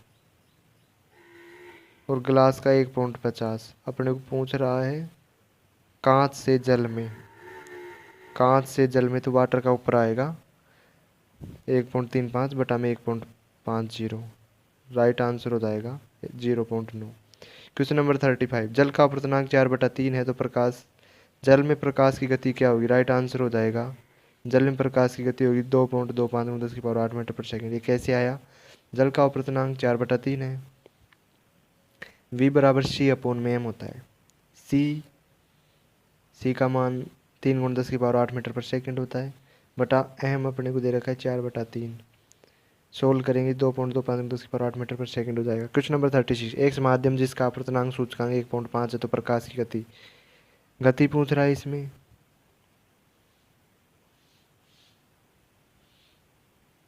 दिया गया है माध्यम का अपवर्तनांक 1.5, प्रकाश की गति पूछ रहा है। अपवर्तनांक निर्वात में प्रकाश की चाल बटा माध्यम में प्रकाश की चाल, ये अपवर्तनांक होता है। तो माध्यम प्रकाश की चाल 3 × 10⁸ बटा 1.5 हो जाएगा 2 × 10⁸ मीटर पर सेकेंड। क्वेश्चन नंबर 37, किसी उत्तल दर्पण की वक्रता त्रिज्या 15 सेमी है, नई कार 3 चिन्ह परिपाटी का पालन करते हुए मुख्य फोकस पर स्थित होगा। राइट आंसर हो जाएगा इसका, वक्रता त्रिज्या 15 सेंटीमीटर, फोकस दूरी r/2 हो जाएगी, f बराबर 15/2 यानी 7.5। चूँकि उत्तल दर्पण है तो प्लस आएगी फोकस लेंथ। क्वेश्चन नंबर 38, किसी अवतल दर्पण का फोकस इसके ध्रुव से 16 सेंटीमीटर दूरी पर है, इसकी वक्रता केंद्र ध्रुव से खाली स्थान दूरी पर स्थित होगा। दिया गया है फोकस 16 सेंटीमीटर फोकल लेंथ, वक्रता त्रिज्या 2 × फोकस दूरी की होती है, r बराबर 2 × 16 यानी r बराबर 32 सेंटीमीटर आ जाएगा। क्वेश्चन नंबर 39, 45 डिग्री कोण पर जो कि दो दर्पणों के बीच रखी वस्तु कितने प्रतिबिंब बनाएगी।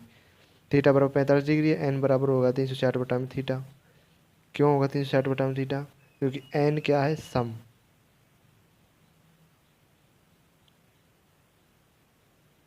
प्रतिबिंब की संख्या हो जाएगी n-1 यानी 8 - 1 बराबर 7। क्वेश्चन नंबर 40, किसी वस्तु को 18 सेमी दूरी वाले अवतल दर्पण के सामने 21 सेमी की दूरी पर रखा जाता है, दर्पण द्वारा उत्पादन आवर्धन क्या होगा। फोकल लेंथ -18 सेंटीमीटर, अवतल दर्पण है, u - 12 सेंटीमीटर, v और m पूछ रहा है तो 1/a बराबर 1/v + 1/u। 1 में f का मान -18 बराबर 1/v - 1/12। सोल्व करने पर आ जाएगा 1/v बराबर 1/36, v बराबर 36। आवर्धन m बराबर होता है -v/u। v का मान 36, u का मान -12, m बराबर +3 आवर्धन आ जाएगा। क्वेश्चन नंबर 41, किसी वस्तु को एक 12 सेमी फोकस दूरी वाले अवतल दर्पण के सामने 26 सेमी की दूरी पर उसके मुख्य अक्ष पर रखा गया है, इसका प्रतिबिंब बनेगा। राइट आंसर हो जाएगा ऑप्शन नंबर सी, f बराबर -12 सेमी, u बराबर -26 सेमी, v निकालना है 1/f बराबर 1/v + 1/u से फॉर्मूले मान रखेंगे, v बराबर -22.22 आ जाएगा सेमी। वस्तु का प्रतिबिंब 12 सेमी और 24 सेमी के बीच स्थित किसी बिंदु पर बनेगा। क्वेश्चन नंबर 42, 1 सेमी आकार वाली किसी वस्तु को एक 16 सेमी फोकस लेंथ वाले अवतल दर्पण के सामने 24 सेमी की दूरी पर रखा गया है, निर्मित प्रतिबिंब होगा और इसकी ऊंचाई क्या होगी।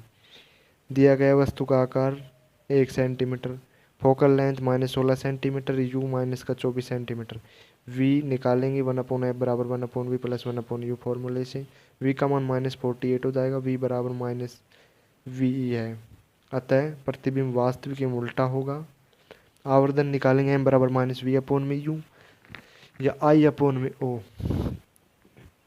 तो इसका मान I बराबर हो जाएगा 2 सेंटीमीटर, -2 सेंटीमीटर।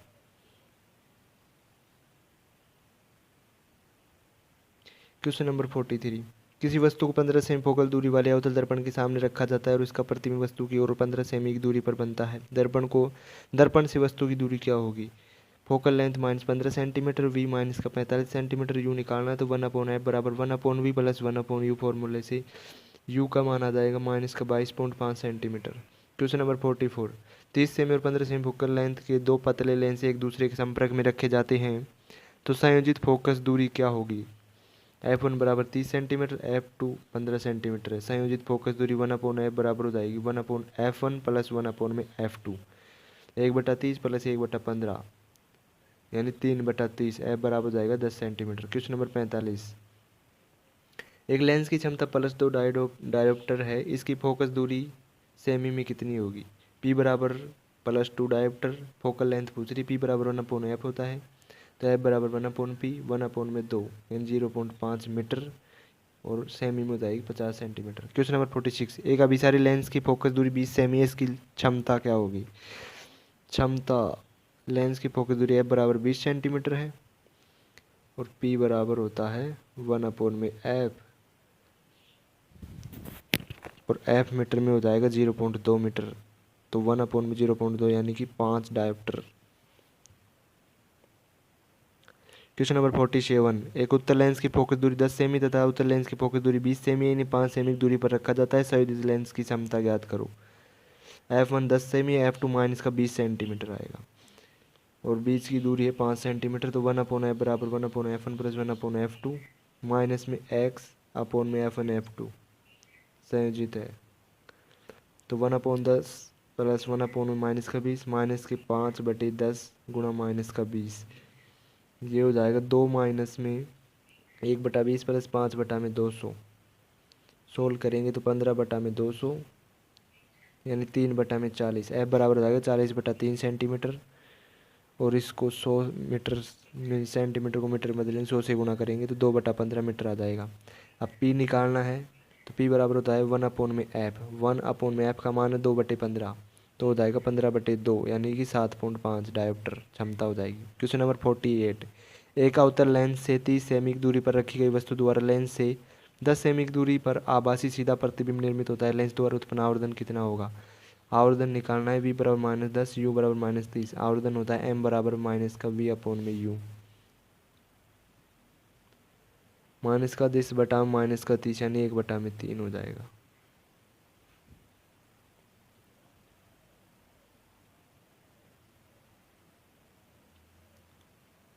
अवतल लेंस की आवर्धन क्षमता धनात्मक ऋणात्मक होती है। Question number 49। 12 सेमी लंबे एक वस्तु को अवतल लेंस से 50 सेमी की दूरी पर रखा जाता है। इस वस्तु का 8 सेमी लंबा आभासी प्रतिबिंब लेंस से कितनी दूरी पर प्राप्त होगा? u बराबर -15 सेंटीमीटर, ऑब्जेक्ट 12 सेंटीमीटर है, इमेज 8 सेंटीमीटर, v निकालना है। तो m बराबर v/u या I/o। तो v बटा में -15, u का मान बराबर में I 8/12 यानी v बराबर हो जाएगा -15 गुणा 8/12 यानी -10 सेंटीमीटर। Question number 50। एक वस्तु को 20 सेमी फोकस दूरी वाले एक उत्तल लेंस से 50 सेमी की दूरी पर रखा गया है। इसका प्रतिबिंब लेंस से कितनी दूरी पर बनेगा? u बराबर -50 सेंटीमीटर, फोकल लेंथ प्लस इसका 20 सेंटीमीटर, 1/f बराबर 1/v माइनस 1/u से 1/20/1/v माइनस में 1/में u का मान -50। तो v का मान आ जाएगा 100/3 यानी 33.33 सेंटीमीटर। Question number 51। किसी वस्तु को 4 डायोप्टर क्षमता वाले लेंस के मुख्य अक्ष पर 30 सेमी की दूरी पर रखा गया, निर्मित प्रतिबिंब होगा। क्षमता है 4 डायोप्टर, दर्पण की प्रतिबिंब की दूरी है -30 सेंटीमीटर।